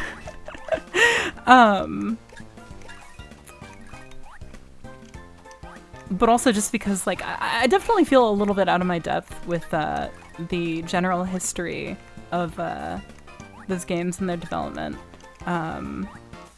Cool, good to know.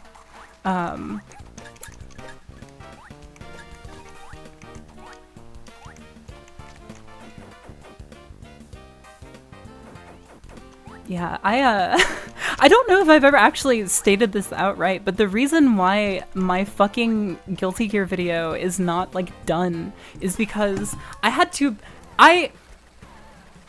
My whole story for this fucking franchise is that I watched Genshiken Season 1, and I was like, this is the best anime ever made. They're playing so much Guilty Gear in this. I should probably learn more about Guilty Gear because it's kind of a blind spot for me. Maybe I'll pick up Strive and try to play it with some friends who also recently bought it. But I'm stingy and don't want to spend $60 plus like DLC money and then also pay for fucking like PS Plus for a game that I'm probably going to play a few times and then stop. So I was like, I am horribly insane, and I'm like, okay, if I can play through every prior Guilty Gear game and try to get caught up on the fucking lore and the way this franchise has developed, then I will allow myself to spend the like $80 on Strive and its DLC. And then I got to Rev 2 and I was like, oh my god, my computer can't even run this. So then I got to a point where I was like, okay, you know what? I need to build a new computer. So I'm going to do that really quickly. Because the computer that I currently have has a bunch of weird issues. People who were here for the last time I streamed will know that my fucking graphics card driver just broke randomly right at the end of the last stream. And it like crashed like OBS and like a few other apps that I had running. And that kind of thing just happens sometimes. And the whole thing is pretty underpowered. Like you can see frame drops in gameplay I've captured like all throughout like videos and streams of mine. So I was like, okay, I'm gonna take the plunge on just building a new computer from scratch. Like it'll be expensive, but in the long run, you know, it'll save me a whole bunch of pain and money, and it will allow me to make better videos. It'll be a tax write-off. It'll be great.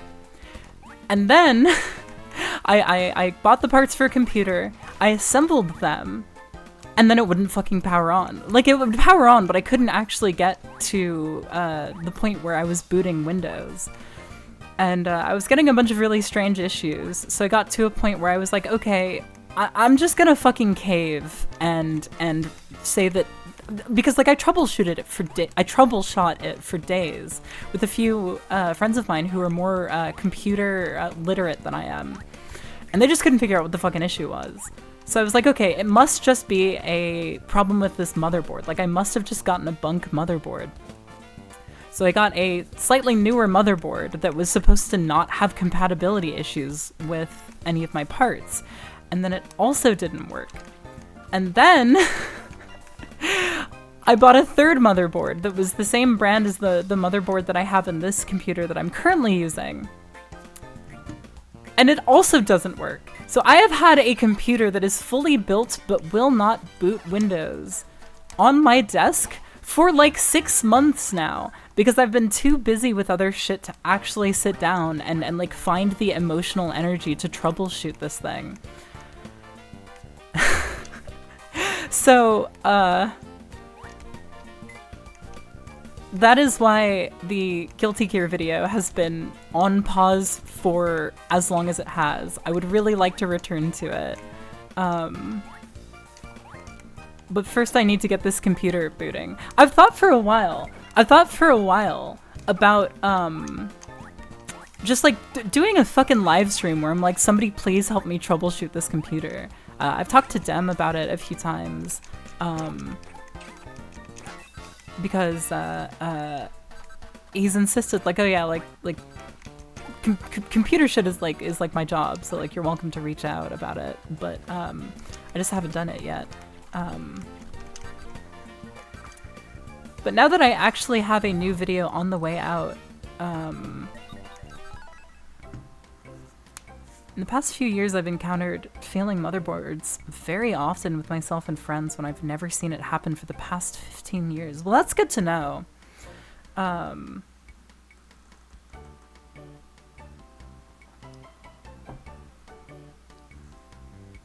no, my This motherboard is also one where I have to listen to the beeps. I had to buy like a fucking beeper and everything. It doesn't have any extra screens.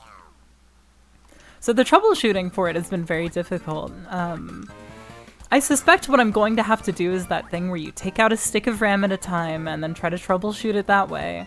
But I have not done that yet because it requires having to completely take out my heatsink. And then apparently when you dislodge your heatsink, you should wipe all of the thermal paste off of your CPU before you reapply it. So it's like, it's gonna be a whole fucking production to have to do that whole song and dance. Also, the case is really small, so it's like really difficult to poke around in there to begin with. But yeah, it's mostly just been a matter of me not having like the like emotional energy to deal with all of that shit. So yeah, I've been stalling on it for a really long time, and I just need to fucking deal with it.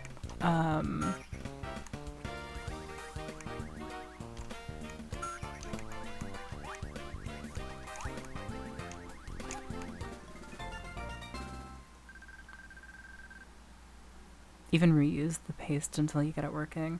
Yeah, I've thought about that. I don't know that I believe in anti-static wristbands as a thing. I've heard about it a lot, and I've also heard more than enough of people saying it's not really an issue. Yeah, I've thought about just taking it to a place, but like, I don't have a car. So I would have to carry the whole thing, like, in my arms like a newborn baby, probably like on the train.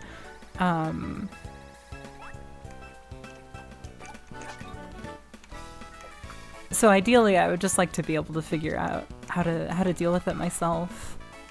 Local friends with a car. No. This is a certified living in the city moment. Oh, what the fuck? Oh my god, this is so cute. We got fucking Breakout in this game. That's crazy.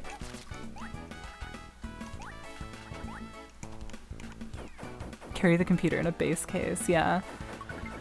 I've genuinely thought about stuff like that as like stopgap solutions. Where it's like,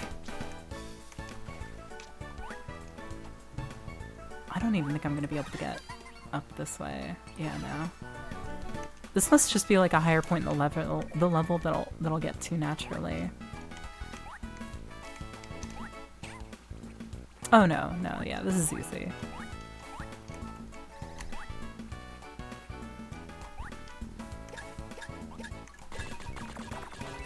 Oh my god.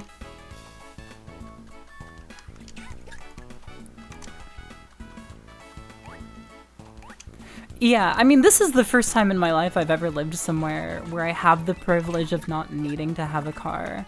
And it is fucking awesome, let me tell you. I absolutely love not having to have a car. Mind you, I also never learned to drive when I lived in California, so I'm not exactly like a prime example of getting like the real benefits, you know, of not needing car ownership. Grocery shopping is fine. I can walk. You know, it's like a 20-minute walk, but I'm used to that, and it's not a big problem or anything. Maybe that's exaggerating. Maybe it's not quite that far, but you know.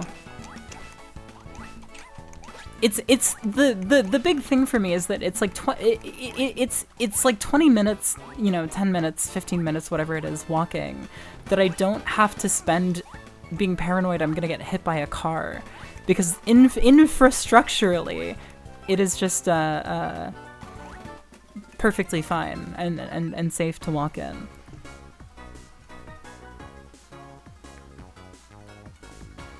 Before we moved, we lived really close to a grocery store, and that was really nice. So I would just walk there, and it would take like 5 minutes. But yeah, I would just like walk there the day that I knew I wanted to make something. And that was super nice. Now I'm kind of back at that level where it's like, I kind of gotta know what I'm gonna want to make for the week when I go out shopping, but even then it's not so bad. It really only sucks in the summer, like when it actually gets like hot.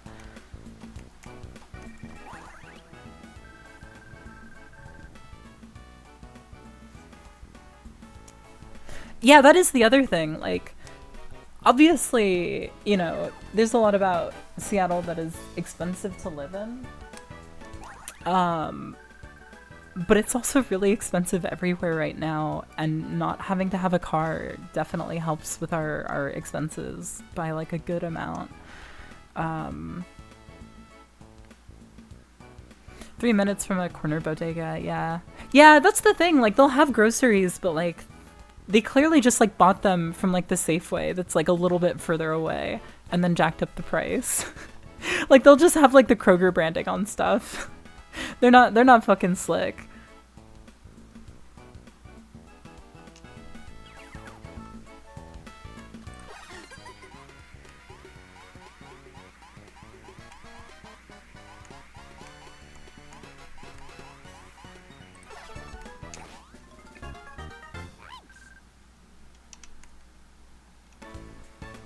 Yeah, I don't know where you live, but I know that in Seattle, like, I have a friend who's done some extensive testing on this. Apparently, Trader Joe's, because their prices are like locked in no matter where you live, it is like the cheapest place to get groceries from in town. Oh shit, it is YouTube user, Twitch streamer, Twitter famous, Armuda. What the fuck is good?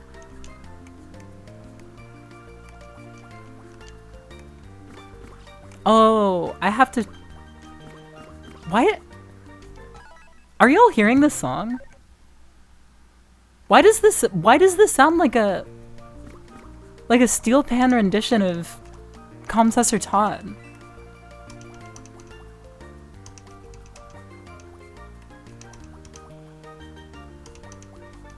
Maybe not that much.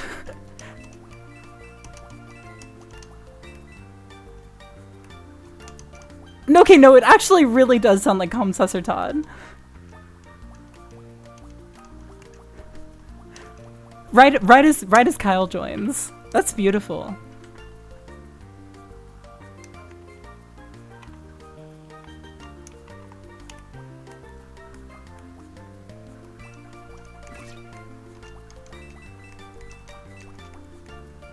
You can't forget Love and Pride. This is wild. Greatest game I've ever made. Peak gaming.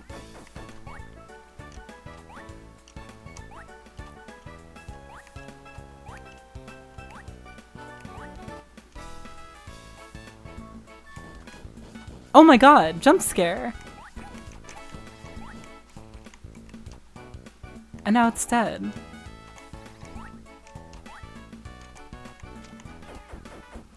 I feel like I must have missed something in this area. No, I mean, look, you know, there are only 12 nodes. I know there are more than 12 nodes, but you know what I mean.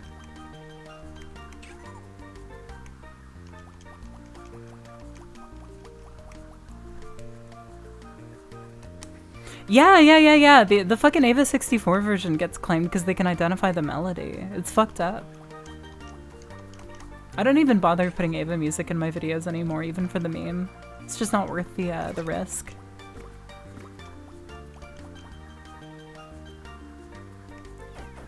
That part sounds so much like Komm, Todd. That's crazy.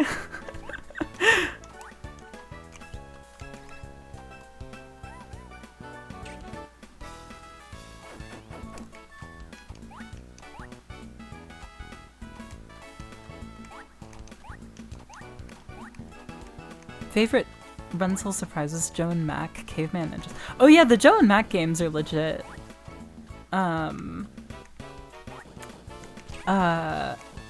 There's like there's like a game that's like Joe and Mac that I can't remember the name of. I think it might technically be within the Joe and Mac series that is like legitimately like a weird like Sparkster style platformer.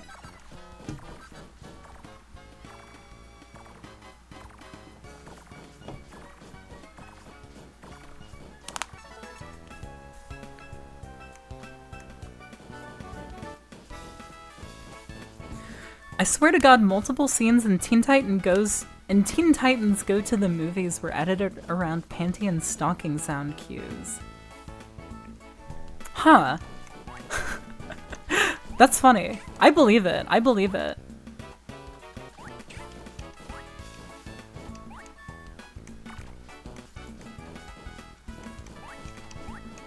It was really really fucked up. The Silent Hill 3 Douglas code noise shows up in panty and stocking, and the whole time I was like certain that that was just a sound that was used in that was like made for the game. I don't know why I assumed it, but I always assumed that was the case. But no, it's just like a regular ass sample.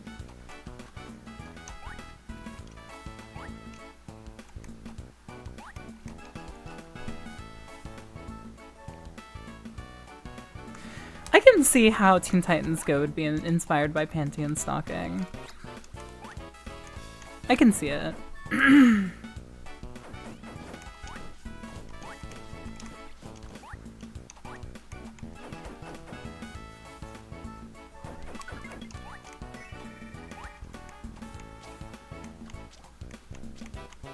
Are we having sound effects talk again? When did we have it the first time? I've already forgotten.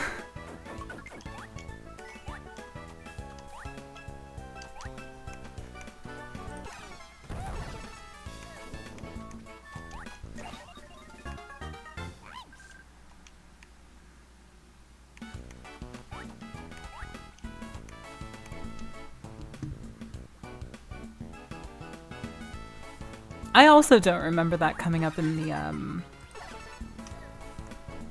the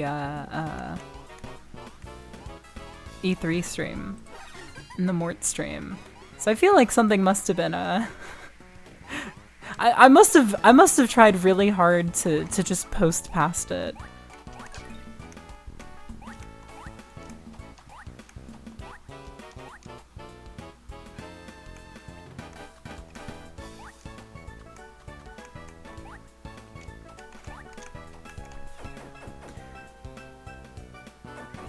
Yeah, that that last stream went some places I was not prepared for. It was a good time. What's down here? There's gotta be something down here. Yeah, baby. I knew it. Ah, okay. I see the game we're playing here. Oh, cute. These are really cute.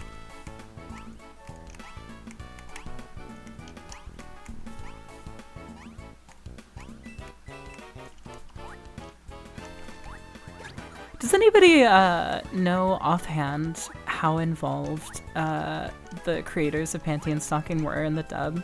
Because I kept the original subtitles on while I watched the dub, because I was watching it while I was editing. And it is fucking crazy how different it is. Like, every line is like drastically changed. Like sometimes like in a way that is even like drastically like they'll say things that kind of imply a certain amount of like extra character development or lore that just like isn't present in the Japanese version. Oh, I mean, I absolutely like the dub dialogue more, but only because I feel like it's more in the spirit of the show to begin with. Like, there's a lot about that dub that I'm not crazy about. Like, I'm not really into Chris Sabat's performance as Garterbelt, as I'm sure you can imagine. Um, but, oh, god damn it. I hit the wrong button. But I feel like overall it's like, you know, if a show like that isn't being ruthlessly fucking annoying to my senses, like it's objectively not doing its goal.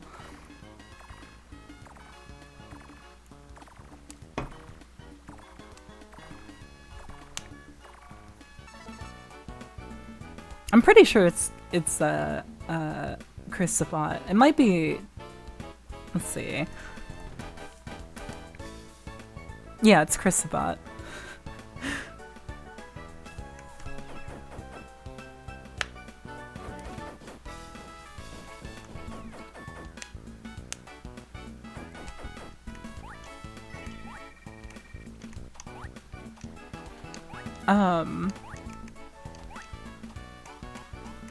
But yeah, like there are lines in that dub where like there's one example where like people in the crowd are like looking at Panty and Stocking as they fight a demon or whatever, and they're like they're talking about how attractive they think the two of them are, and then like someone in the crowd is like yeah, I like the goth one who definitely looks like she has daddy issues or whatever, and it's like that is just like not even a line in the Japanese. And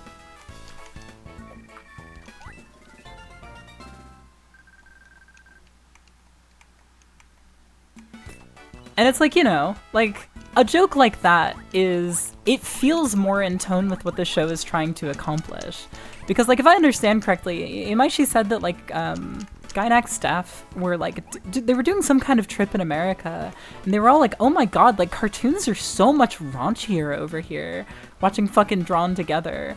And so they were like, let's try to do something like this. And I feel like in a lot of respects they achieved that, but I definitely think the dialogue feels much truer to the tone in the dub. And you know what? Listen, I talk a lot of shit about Imaishi because he's a very easy punching bag. But I gotta say, I genuinely, like, I made a Twitter thread about it, but like I genuinely think that there is something very noble about his love of fucking Drawn Together. Like, I feel like you have to admit on some level that maybe the pedestal that we put animation from Japan on, and the ways that we talk about like it's quote unquote like very smart use of limited animation or whatever bullshit, like I think there's something to be said about the pedestal that we put on all of that, endemic to the fact that someone like Imaishi, who people are constantly jizzing over for his animation abilities, like for him to go on record being a fan of fucking Drawn Together, I fucking respect that.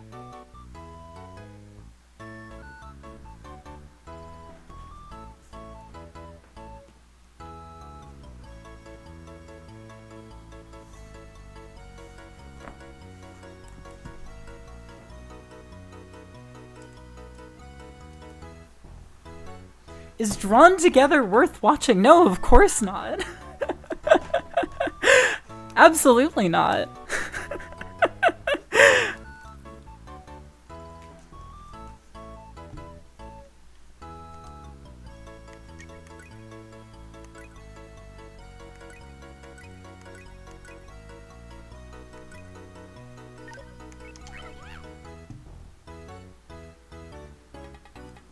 Oh my god.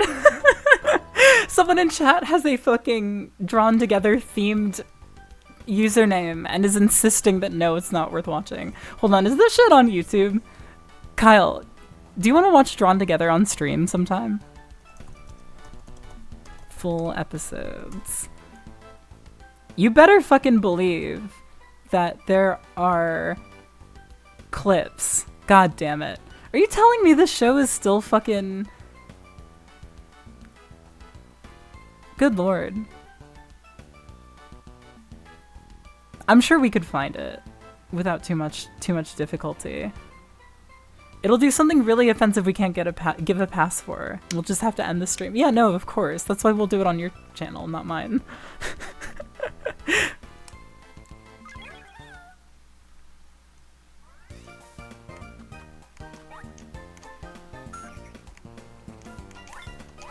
But, I've had a really deranged video idea on the back burner for a long time that I want to make a video that is just called Americanime, and then in parentheses, and Canadianime, where I just talk about like fucking shit like Kappa Mikey and like fucking drawn together, having like the one anime character, and just kind of talking about that trend that we'll like never see again.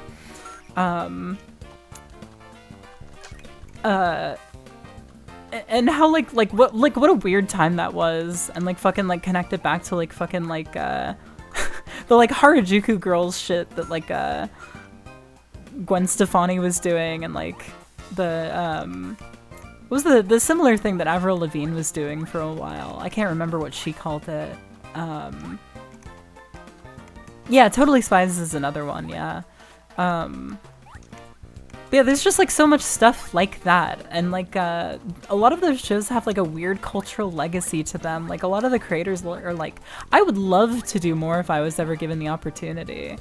Yeah, Puffy Amiyumi as well.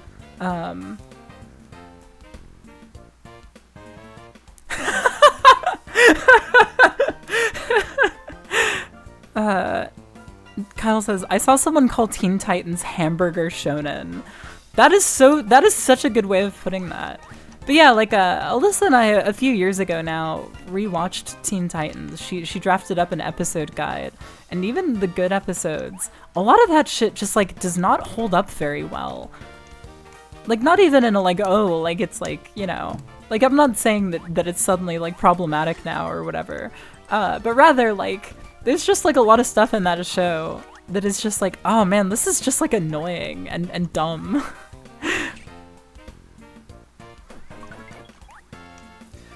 Oh, you can't just describe that to one writer. Like that, they got the whole fucking kitchen, like fucking blasting their own fetishes on display.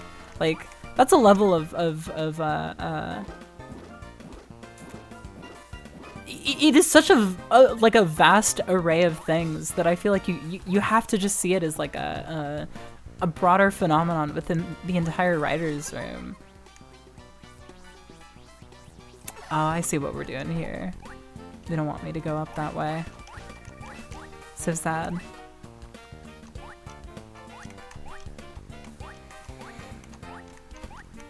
But no, like, you know, I feel like a lot of my kind of broader complaints about Teen Titans actually like don't really stem from like its interpolation of anime or like anime like aesthetics or like anime tropes at all. Like I think that stuff is like often very heavy-handed, but I don't really think that it's like, I don't think the show is like worse off for it or anything. I also just like do generally have a good amount of respect for Glenn Murakami. If I recall correctly, he's a Crapex fan, so clearly he knows his shit.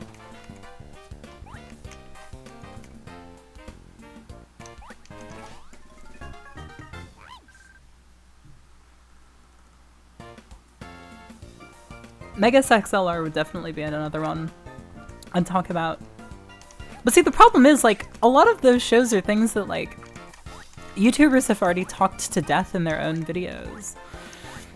So I would want to find, like, the really crusty shit. The stuff that, like, hasn't already been spoken for. Not that those things don't deserve to be spoken for more. I also think inherently, like, a lot of people who talk about shows like that are coming at it from kind of like a broader, like, love of cartoons that I just don't have quite as much. Because I am, like, much more interested in anime than, like, a lot of other kinds of animation. Come to think of it, though, that video... See, this is why I've been able to justify streaming more often.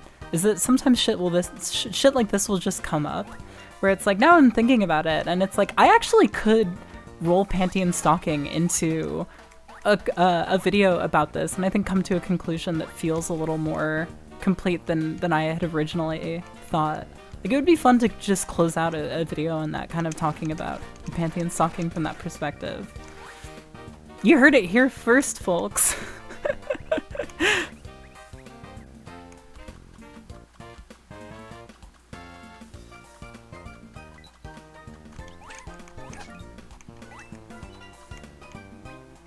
What's that fucking, oh, god damn it, what is it called? There's that, that show, it was like a Japanese-American co-production. I could also use that video as an excuse to talk about the Big O season 2, because that show only got a second season because it was popular on Toonami. Oban Star Racers, yeah, everybody knows immediately. I wasn't sure if I was getting that confused with something else. But there's also that whole fucking, there was another one where like the title was just like, it was just letters. IGPX? Something like that? I can't remember. It had a title like that though. Yeah, IGPX, yeah. That was another co-production, right? Or am I misremembering? I feel like it might have been. I might be just confusing it again with Oban Star Racers. Because I feel like those were airing on like premium cable channels that my grandparents had because they had a satellite TV set up. So it might just be association on my part. I know that IGPX also had a manga that I don't think has ever been fully scanlated.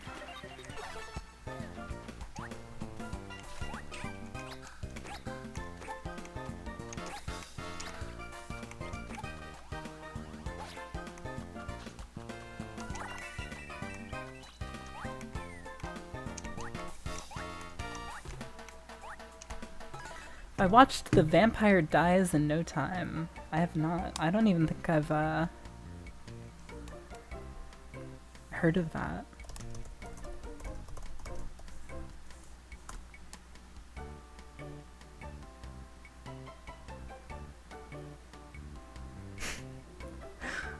This is funny because on its surface it extremely seems like the kind of thing I would never go out of my way to watch. Not in like a bad way, but like I look at this style and I think like that's probably not for me. Yeah, of course I've watched all of Pop Team Epic. I adore Pop Team Epic. Season 2 is like one of my favorite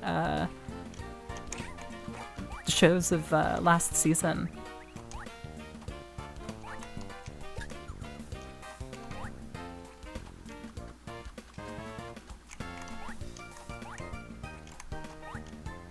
We enjoyed it so much that we went back and rewatched season 1 as well, which is also really good, but like it's kind of insane how much better season 2 is. Like they really pulled out all the fucking stops for that one. And it's really great.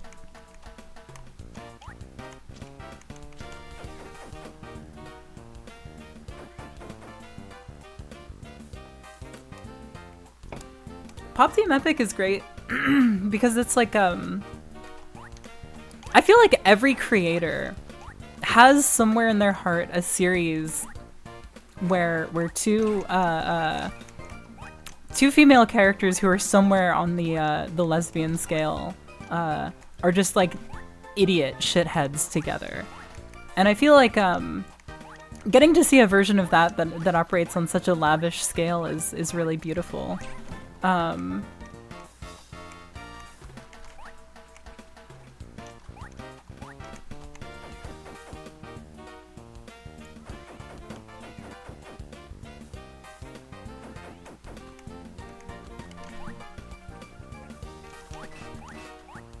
Yeah, no, I mean, I think there's just something endemic in the hearts of anyone who's truly with it that just whispers into their ear like, you just need to make two girls be stupid and also probably in love. And that's the secret sauce. That's all you need. Dude, you want to fucking talk about lesbian yaoi? I cannot fucking believe Onisama. Like, every new episode of that show that Alyssa and I watch, because we're taking it pretty slow and we're watching it among a few other shows right now, I am like gripping the couch, like in shock at how crazy that shit is. I have read the first chapter of Asobi Asobase's manga. I would like to watch it at some point because it is I've seen like a clip or two of it, and like the voice acting seems like it really takes it to another level.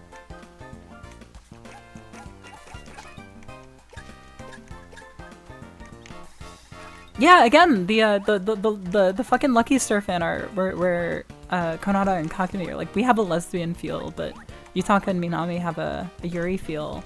Is I think like one of the truest sentiments I've ever seen explored in media. I'm being hyperbolic, but still. I mean it with my heart.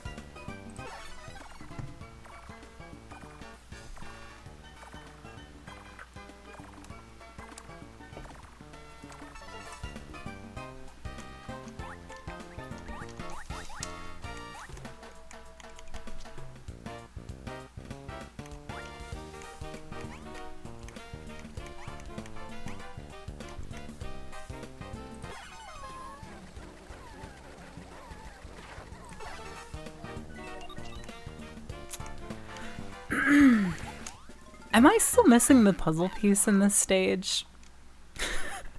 I feel like I've asked that after every single stage, but I really have a hard time keeping it together.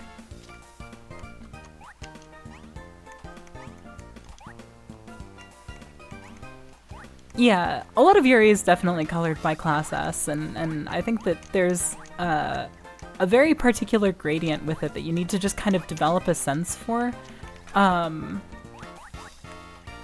Like, you know, there are certain pieces of Yuri media where you just kind of need to know that that's where it's coming from. And then there are also plenty that are clearly like, they have like a lineage to that, but are doing more with it in any number of ways that I think kind of not even necessarily elevates it, because I think that plenty of like Class S media is still like fine and good. You just kind of need to know what lens to look at it through. I think it kind of colors things. We're back to the Kansas Town Ocean. Oh god, I don't have the means to get into Class S right now, but like a conversation about Class S necessitates a conversation about like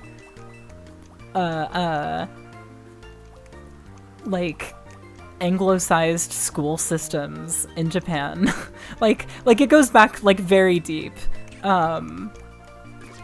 I would recommend that you read Erica Friedman's book about Yuri if you want more information about this sort of thing.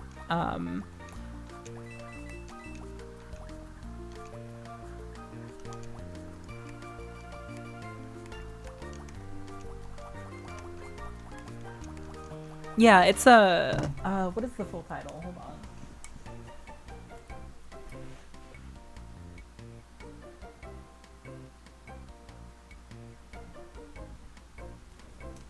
It is called By Your Side: The First 100 Years of Anime or of Yuri Anime and Manga.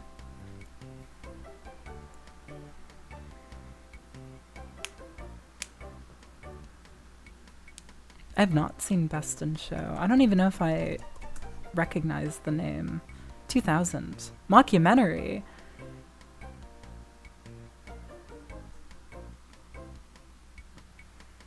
It's about a dog show. Dog show lesbians. That sounds great.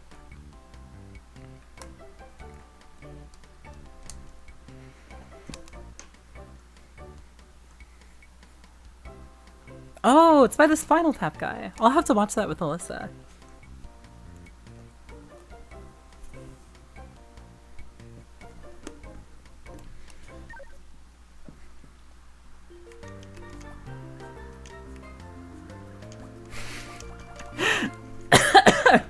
I was laughing recalling that this conversation started because of Pop Team Epic. I think that's beautiful.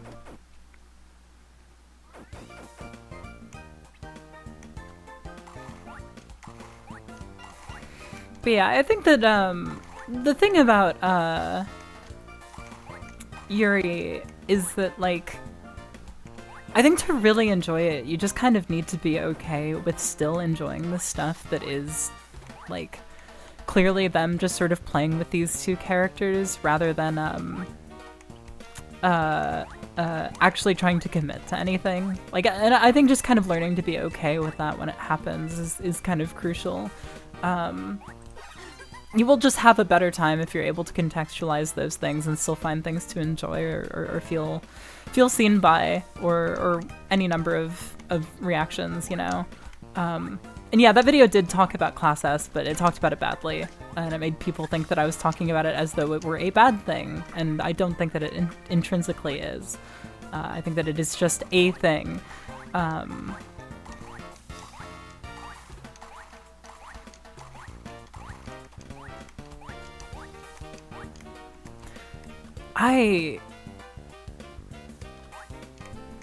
gonna have to run back through this. Oh fuck. God damn it. I clicked the wrong button.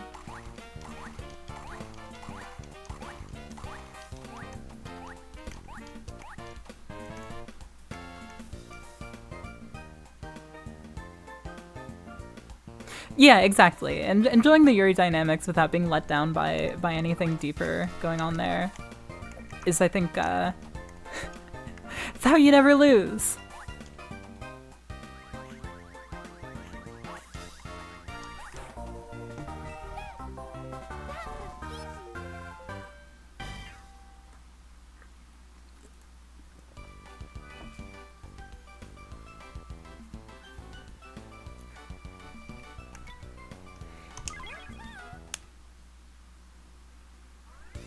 Tadakoro-san, that sounds familiar.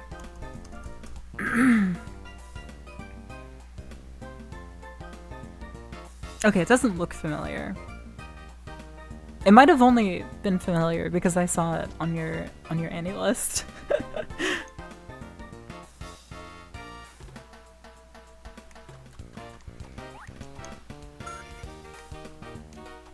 Wait, I need to leave and go back in because I wasn't paying attention to whether or not there was a chime when I first entered.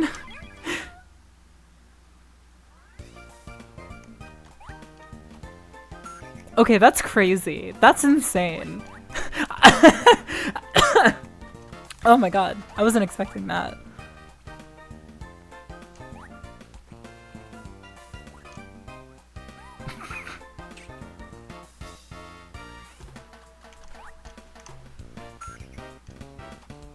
I feel like I've had that before, where I think something is safe to read in public, and then I just get the rude awakening that it is most definitely not.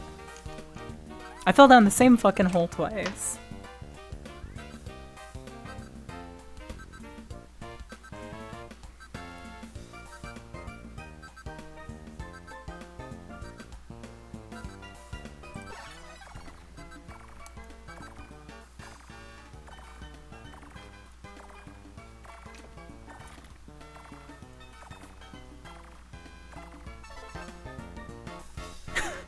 Yeah, you can't read Berserk in public.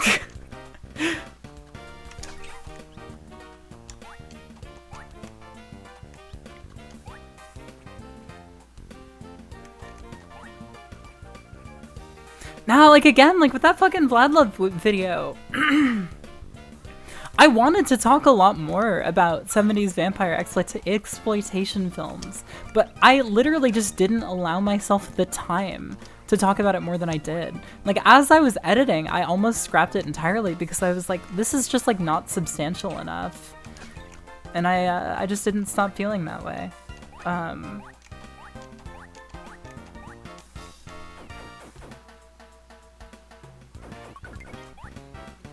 Oh, I mean, I read manga. I read the Ranma 1/2 manga in, like, fucking, like, 7th grade. At 7th grade.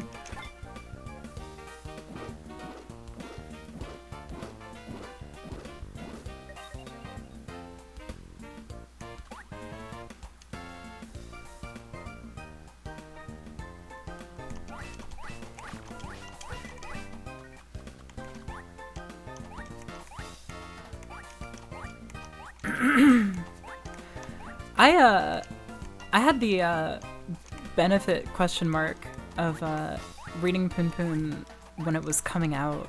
And I think at the time I just like didn't have a phone that made sense to read manga on, so I just like read it on my computer. I remember the last chapter came out on or it was the last volume. The entire last volume got translated at once, I think. And it was posted on Imager. Just like as one big album. And so I just read the entire thing at like 4 a.m. while listening to Joy Division. And I feel like that kind of says it all.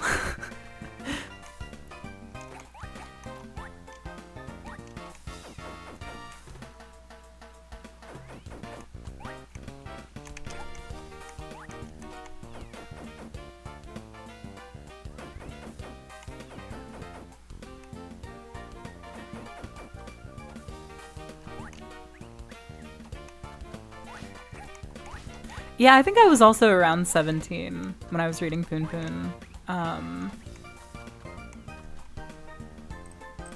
I feel like I was at the right age for it. But only in terms of like relative to how much my opinion on it has soured over time.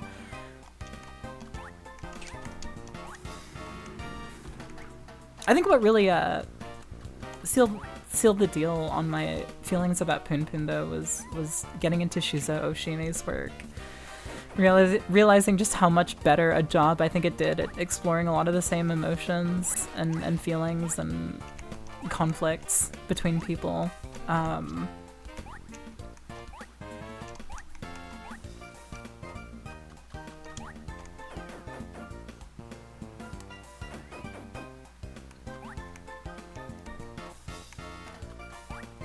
Shuzo Oshime, the Aku no Hana guy, Flowers of Evil.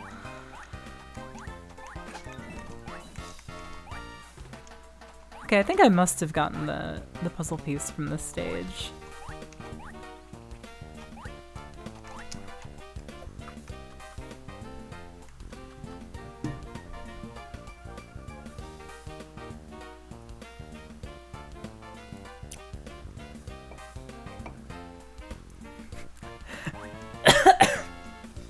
I had to fucking drop Okairi Alice after one of the most recent chapters. I was keeping up with it for a while because it was just like, it was hysterical in a way that I thought was very funny, but it just reached a point where I was like, man, shut the fuck up. It was like too much even for me.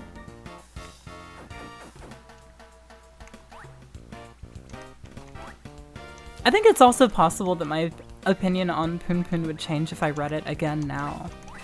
Like, I feel like my reactions to media have changed so many times, like on such fundamental levels, that I do think it's entirely possible that I would find more to enjoy about it now than my memory thinks. I never read Happiness. I am not an Oshimi completionist by any means. I'm really curious if how much of a pink film fan Shuzo Oshimi is, because one of his like debut comics, I think it's called like what is it called? I have it here. Abstract Yumeko. It's about a girl trying to draw penises as accurately as possible, and there's a pink film with a very similar premise.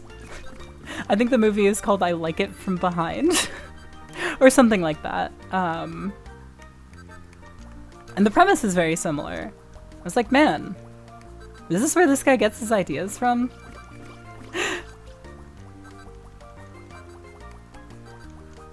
Yeah, I mean that's like a classic pink film title.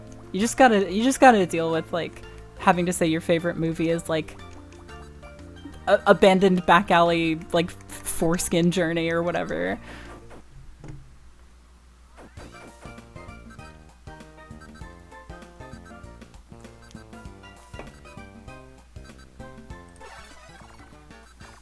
No, I actually haven't read any Taiyo Matsumoto.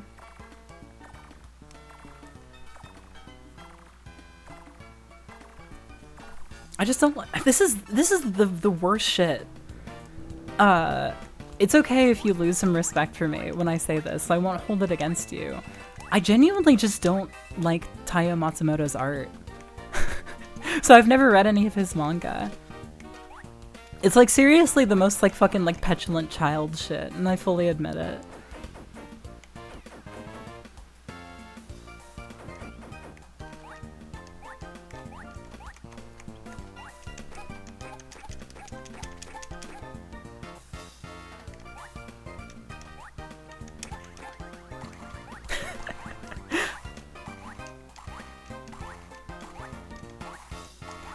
Oda's art is funny because, like, there's like a certain threshold where I think some of his women are really cute.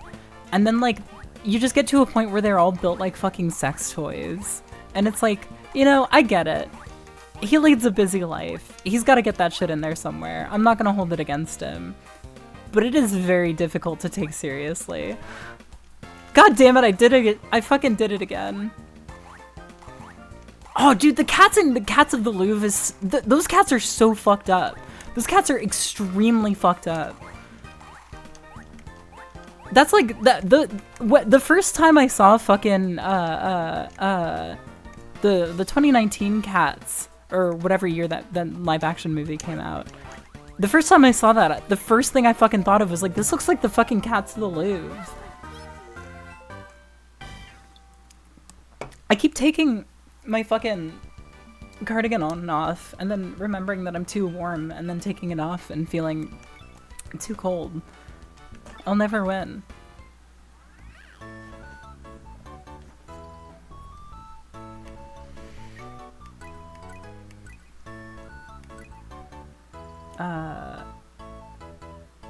This is not helpful. I thought this did something different. I confused myself for a moment. Don't mind me.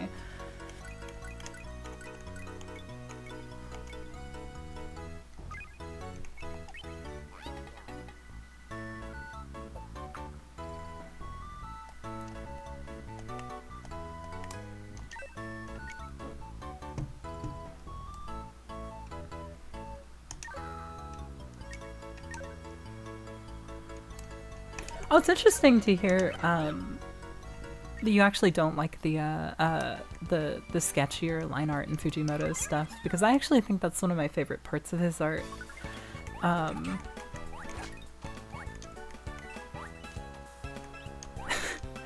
So there was like a crazy Twitter thread a while back that a friend of mine linked about like the state of quantum flux that a sketch exists in, and I really fucked with that.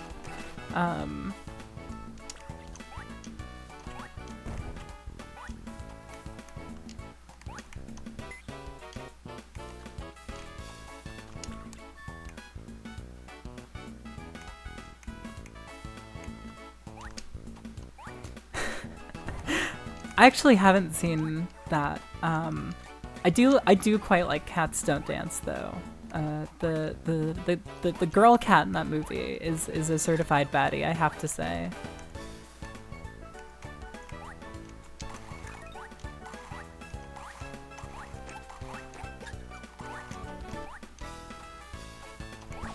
Look, I'm allowed to say it, okay?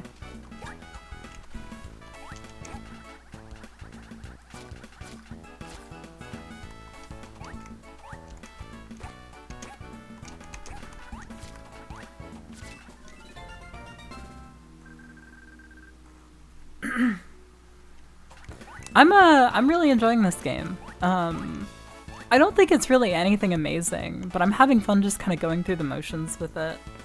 I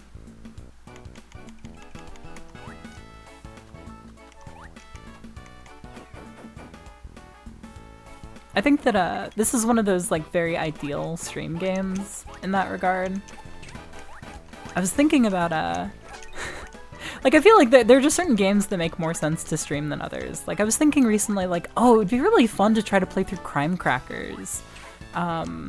because like a patch doesn't exist for it yet, so it's one of those games that I think a lot of people assume is like just text heavy enough that they're not going to be able to. Didn't I do this level already? No, because I got a puzzle piece. Anyway, I think it's one of those games that people assume is like just text heavy enough that they're not going to be able to get through it unless they know Japanese, so people kind of don't really try. But I was kind of like, I bet if I just looked up like a Japanese language guide and just kind of like brute forced my way through auto-translating that guide whenever I get stuck, it would be a good stream game. Something to try to get all the way through. I was thinking about it because of that, I can't, I think it's, I retweeted it recently, but there was a video, series that started up recently, that is going to attempt to document, every single PlayStation 1 game. And I really enjoyed the first episode, and I found out that Crime Crackers was a launch game, and I was like, wow, cool. It also has a sequel. Also cool. So I'm kind of like, my brain has kind of been stuck on that game lately. Yeah, Princess Crown. Yeah. Another one like that.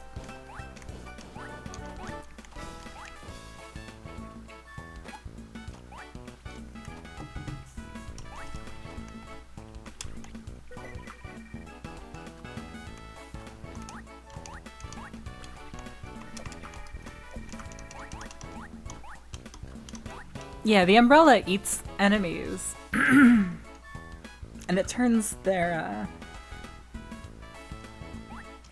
lifeblood into emotion powers.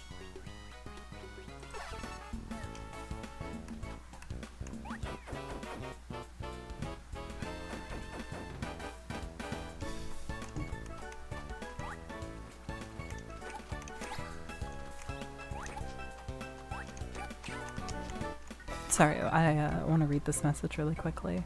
I'm thinking about the early to mid-aughts. I think of them almost as Yuri exploitation shows like Yamibo, Kanem, Burst Angel, Maihime. That's a really good way to put that. Yeah, I feel like that was definitely a thing. Fucking, can't remember the one fucking show. It was another one of the shows in the mid-2000s that had Strawberry in the title. Is it Strawberry Panic or is that a different one? I feel like that one is honorarily on that list too, even though it's also very like traditionally Class S in a way that I think a lot of those other ones aren't quite so much.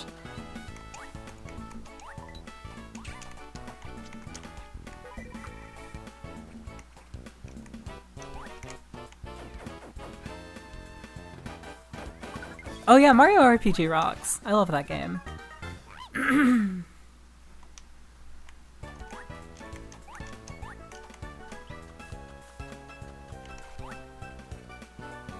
Yeah, El Cazador as well. That's one I'd really like to watch at some point, especially because apparently there's some characters from Yamibo in it. Gotta see what's good with that. Hello, darling. Hi, baby. How was Pokemon? It's good. I caught the guy I wanted, and then I laid in bed for like hours. Hours? Has it been that long already? It's already 10 p.m. It's been 2 hours. Oh wow.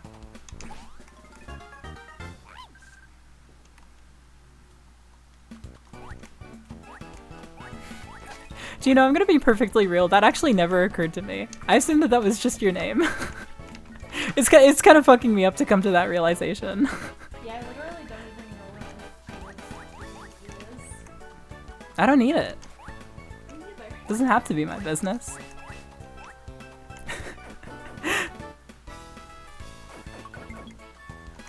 I mean, listen, Gino is just a name, you know?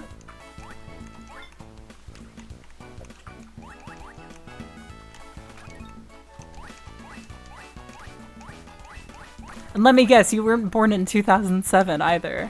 I'm kidding. Oh, yeah, Simone is crazy. I watched like half of an episode of that while I was working on the Vlad Love video. That shit is fucking bazonkers. I'm like not emotionally prepared to try to actually watch that show.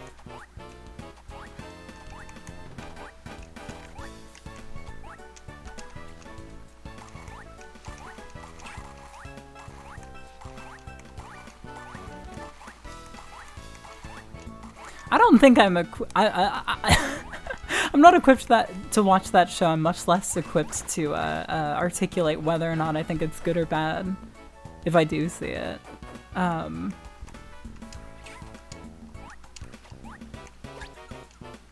Like that show is outside of my pay grade, shall we say.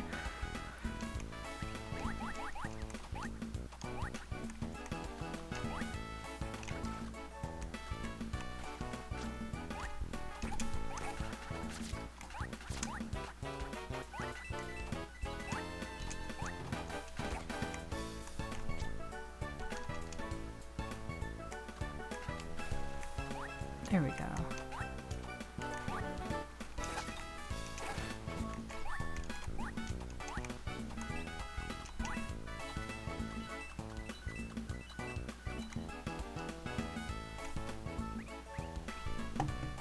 No, I still haven't seen Sunny Boy. I want to, but it's one of those things where I feel like I need to wait until my expectations can be set like a little more realistically. Not because I think it's going to be the best thing ever or anything like that, but like the shock of it even existing at all still feels like it hasn't really worn off, so to say.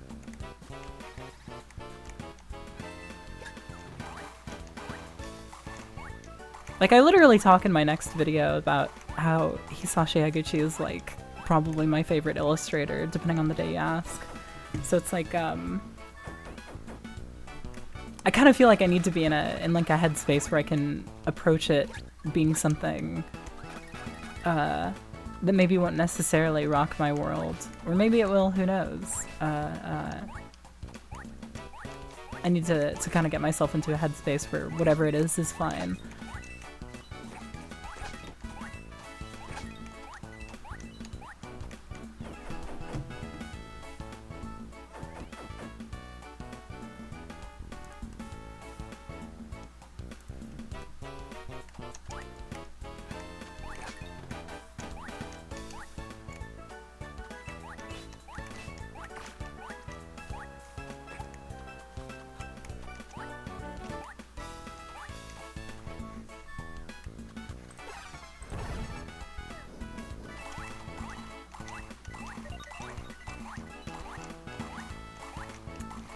I got the puzzle piece in this stage, right? Yeah, I did, because this was the one where I was confused at first, that if I had even done this one before or not. I had to think about it. It's not even that these levels necessarily bleed into one another or not, it's just that, again, I'm going through the motions.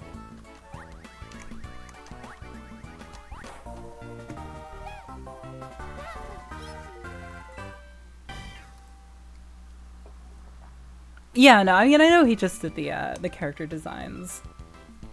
But it's not just that. It's also the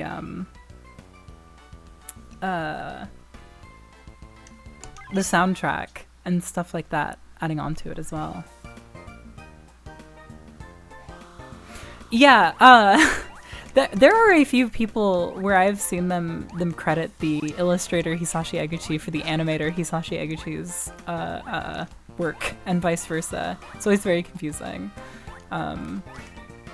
Trust me, I would also love to live in a world where the illustrator also did some animation for the Sonic CD opening, but we don't live in that world, and that's okay.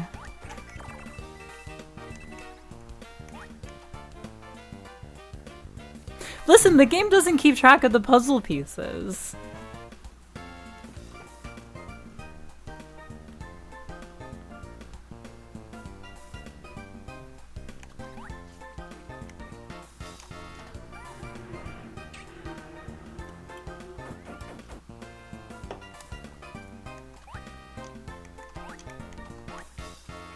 Tatami Galaxy was like unwatchable for me. It was too fast paced. I couldn't keep up. I was really excited for it when it came out when I was a teen because I was a big Yusuke Nakamura fan.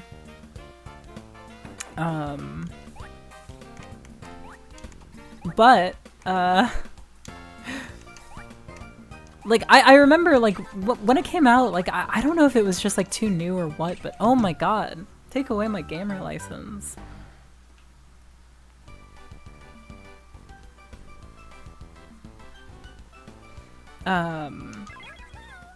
But yeah, like it took like a few days for the torrent to download, and then when it did, I got like 30 seconds into the first episode and was like, oh my god, I can't read this.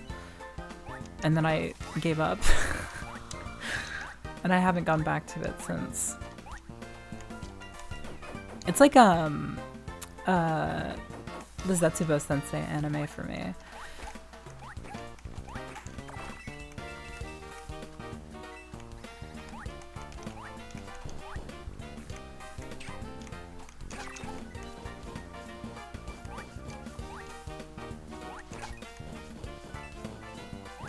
I didn't know it slowed down. I remember explaining that to friends I had at the time, and they all were like, oh yeah, it's just like that. So I think I was always under the impression that it was just like that the whole time.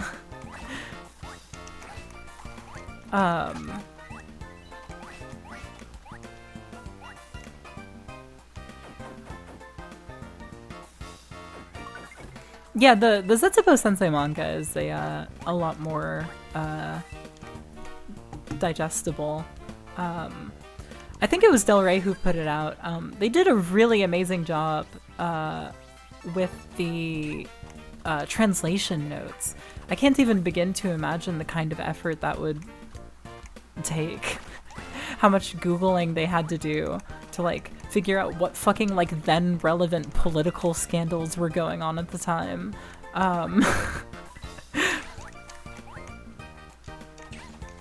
Alyssa and I are watching Koji Kumeta's an anime adaptation of a different manga of his, Kakushigoto, and it's great.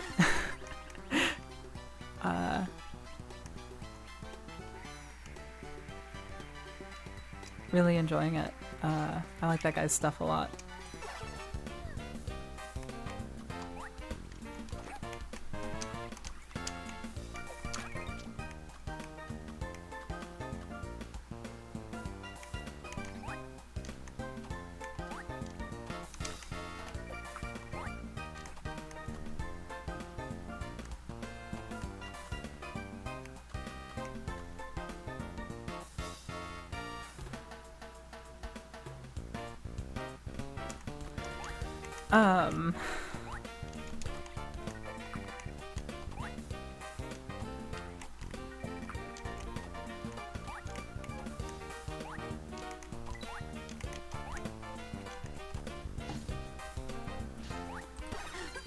Yeah, Alyssa and I were talking about how funny it is that Kumeta's work is like so defined by like stories about like strange adult men being fawned over by girls who are younger than him, and how like he's like the one creator for whom that raw doesn't feel like deeply perverted or like wish fulfillment-y, but like literally exclusively stands to just make the male character more sexy.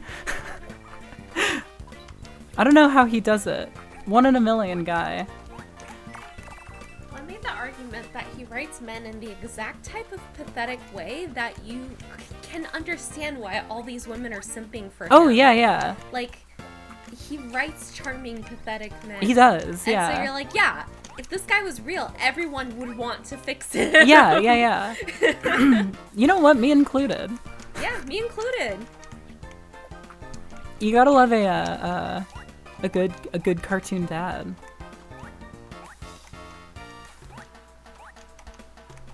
I can't make this jump. Why can't I make this jump? Why can't I make this jump? There we go.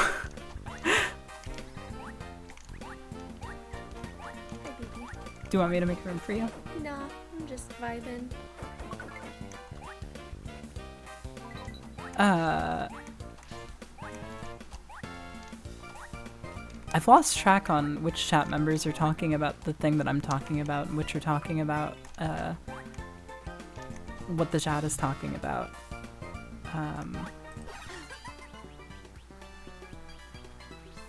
How do I get up here? Do I just have to like skillfully briefly switch to... Oh, I'm very excited to see the Pongya shirt. Yeah. I still haven't even... Oh my god. After this level, I'll probably switch games. I didn't expect to play this game for 3 hours straight.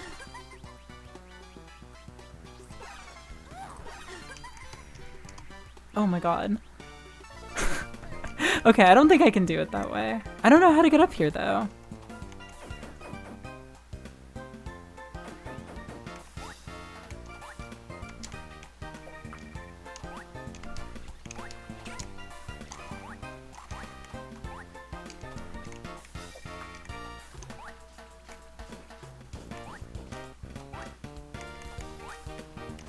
Yeah, I'm very excited.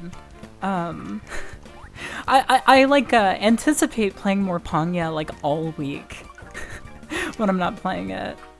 Okay, I'm gonna try this shit one more time. Try to get up here. Well, I don't know. I'm sure the level will take me back up there eventually, and if it doesn't, I'll figure it out next time.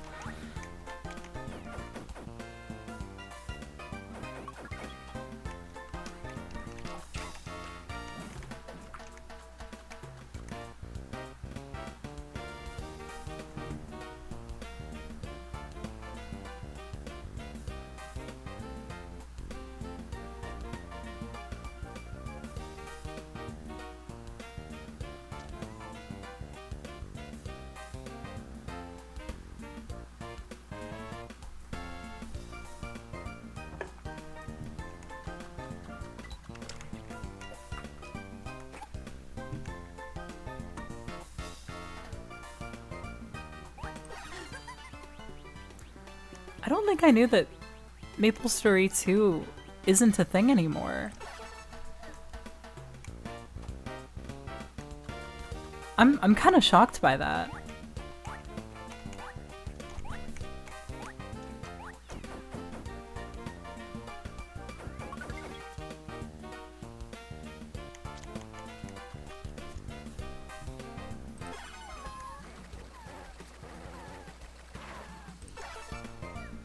Died a while ago. Oh my goodness. Are they still supporting the original MapleStory, or is that also dead? Because in my mind it's like one of those things that like people are really only still playing out of nostalgia or like a sense of like habit. Like I can't imagine that they're like hardcore MapleStory players who got into it like last year, you know? Oh my god, I need to heal so fast. MapleStory and Mobino. Wow, I'm surprised. This is good though.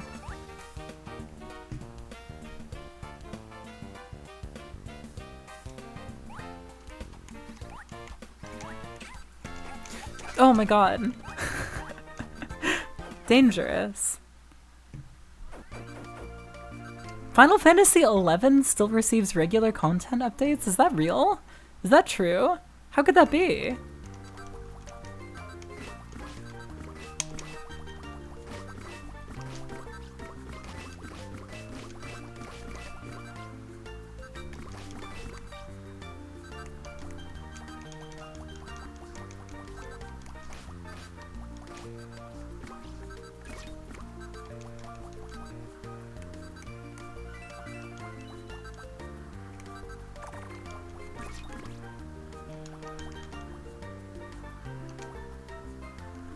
Oh god, why does this area have to be a big labyrinth?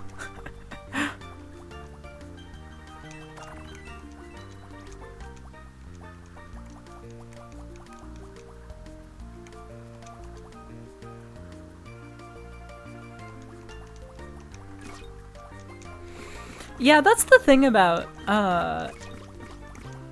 MapleStory for me, where it's like I like the idea of revisiting an MMO that I played religiously as a kid.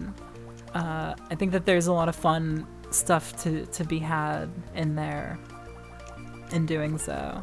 But like when I actually sit down and think about like the grind that would necessitate actually getting to see enough of the content in there to be worth like either, you know, like a video or a stream or whatever.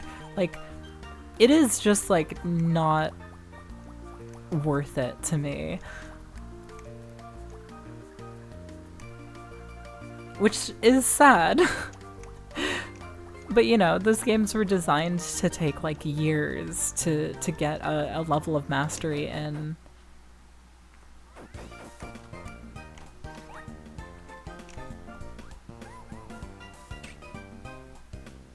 Do they still sell accounts on eBay? Good question.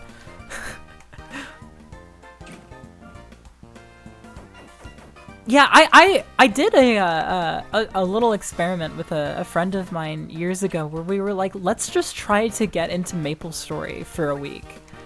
And that game, or sorry, RuneScape, goodness, excuse me, RuneScape. That game fucking sucks. I can't believe anybody ever liked that shit. I can't believe people still like it. I mean, I can, but like, it's crazy, fundamentally. Oh my god, this is horrible. This is so scary. I'm gonna die. Oh my god. No, fuck. Oh, god damn it. Alright, I'll do this stage again next time. That's fine.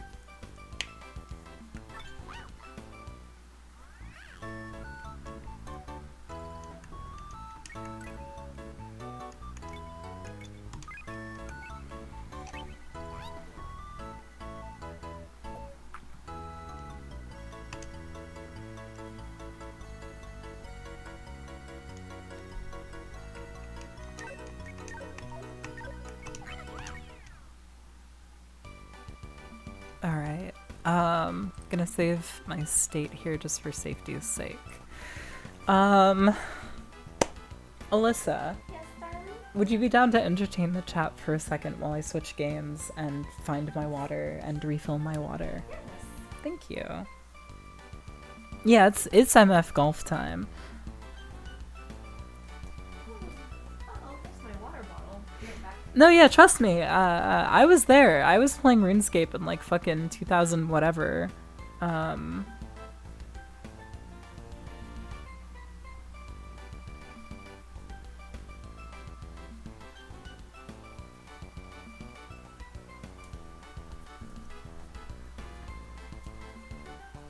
Hello. Hello. All right. I'm going to be right back, and then Alyssa's going to take my place. Oh, I'm sleepy. Hi, chat. What you up to?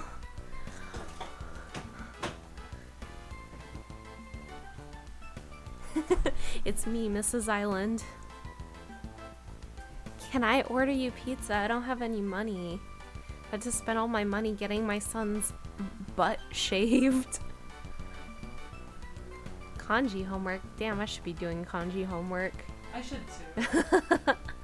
I have, however, been watching... Oh yeah, I'm so stoked about my anime girl Spock. Shoutouts to my friend. Wait, hold on. Everyone's asking me a lot of questions. Let me scroll. Okay, really quick. The reason Wander got a haircut and it was just on his butt is because we had to change his diet so that he doesn't get pea crystals and die. And it's been giving him weird poops, and he has long fur, and you can do the math on how bad that got to be, so... I mean, that happened on stream. So Oh yeah, I mean, it happened multiple times on stream, so you guys know. Can you tell us about Precure, Yuri? I wish I could, but I've never watched Precure. How am I liking Kakushikoto?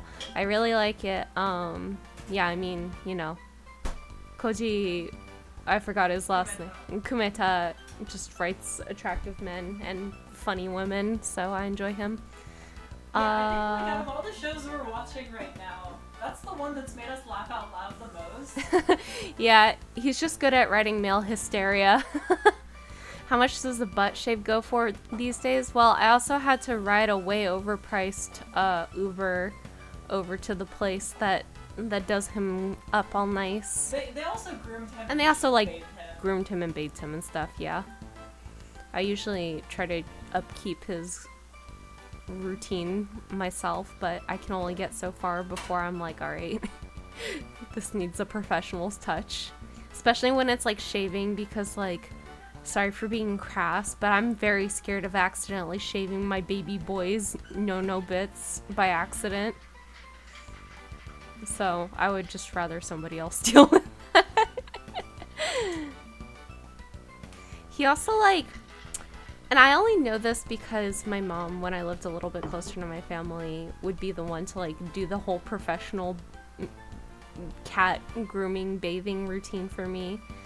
And he was way more well behaved for her, and I think he senses that he can get away with being naughty with me when I try to, like, comb him or bathe him, because he fights me way harder. Like, he knows I'll give up more easily. But when somebody else does it, he kind of just, like, resigns himself to what's happening. So, I don't know. I've given up on fighting him. He smells my insecurities.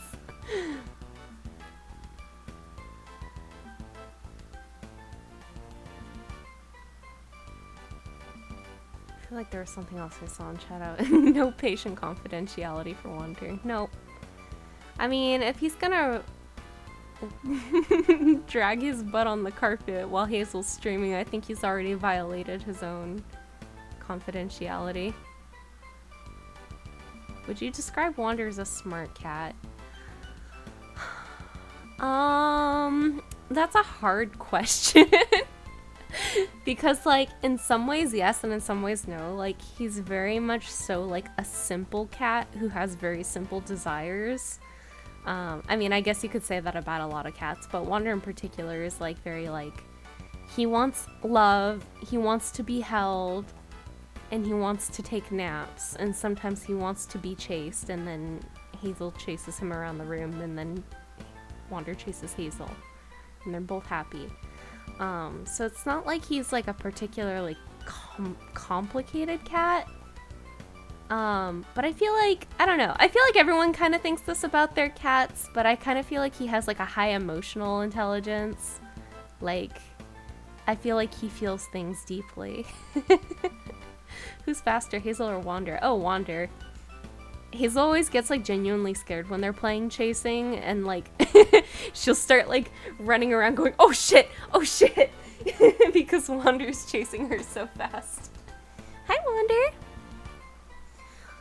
Like I explained also, but, Wander, like, internalizes things when I tell him not to do them enough times, so, like, when he was a kitten, he always wanted human food, but I told him no enough times that he's just, like, permanently lost interest in human food, to the point where he rolls away in disgust if we, like, shove a spoonful of our food in his face. And I feel like a lot of cats, even, like, really good-natured ones, just, like, don't learn. Or, like, they don't care, even if they know. So, Wander does sit on a chair when food's around, but just because he wants to hang out with us. Wander really likes to be, like, right between Hazel and I, or, like, sitting equally on Hazel and I.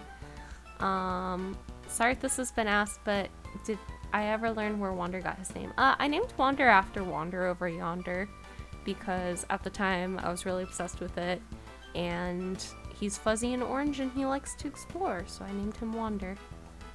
A lot of people think it's the Shadow of Colossus guy or whatever, but I've never played it.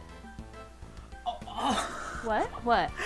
The most recent Pop Team Epic comic has a fucking This Man reference. This Man Ramen. Wait, what's This Man? This Man is the fucking Have You Ever Dreamed This Man fucking... Oh!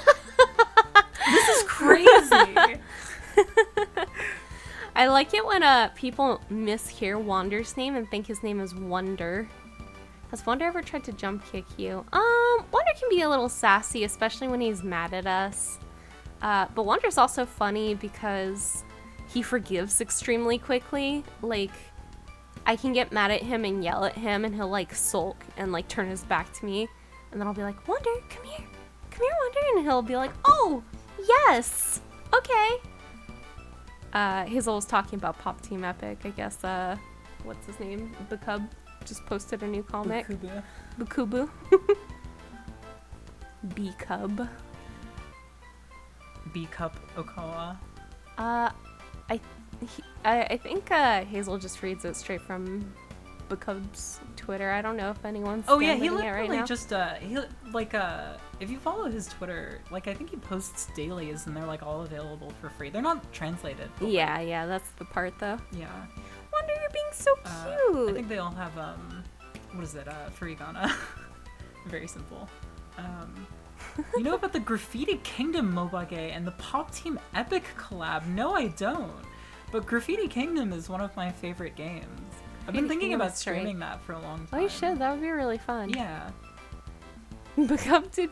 I shouldn't be surprised that he did procure Dojin. He got to start doing Toho Dojin. I did know him for the Toho Dojin. And he did I knew him for like stuff for was it like Honk Honk was the comic? Like a Toho character saying Honk Honk? Oh yeah, someone just said yeah. Honk Yeah, that's what I knew him for. Yeah, he did Idol Master and then a Lucky Star a la carte chapter that's like fucking unintelligible. It's literal nonsense. I wish I could be inside that guy's brain for one day. I think if you were inside his brain, you'd just be like, wow, I really like video games.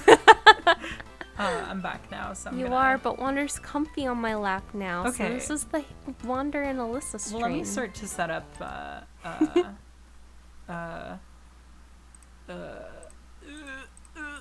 let me set up Pongya really quickly, and then Pongya. I have this screen up because I need to log in manually. Hazel, are all your passwords supposed to be on the OBS streaming screen? Yeah, especially the one for my bank account. You know what they say, you gotta distribute the wealth. Does Wander know how to play golf? No, but he likes to bat toys around sometimes. But he only likes to play with his toys when we're not watching. I feel like he gets kind of embarrassed if we're watching. Because I'll see him playing with the toy and be like, oh, he's playing with his toy. And then he sees me looking and he's like, never mind, I wasn't doing that.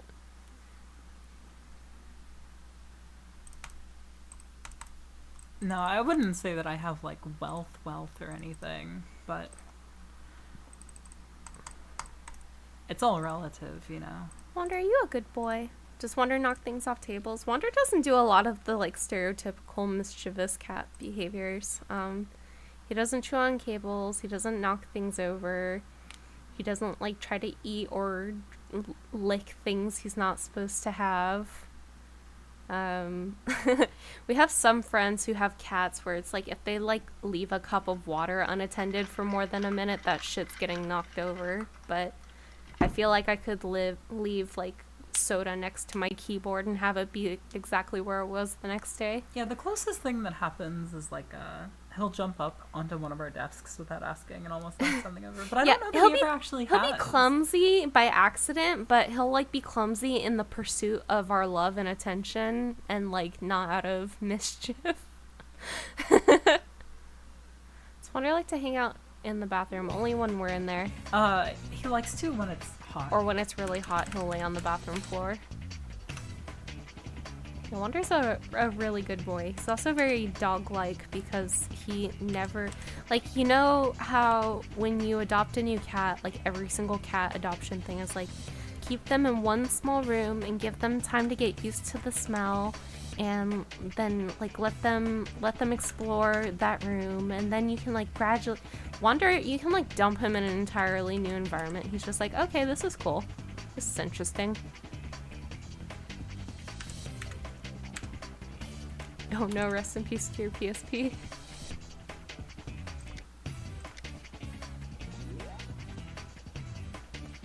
Wander loves new people too. When he hears the front door open, he runs to go see who it is. And if it's a new person, he acts like he knows them already. We've had people who are allergic to cats who couldn't pet Wander or they would break into hives. And Wander always acts incredibly confused when he like settles up to them and they don't pet him.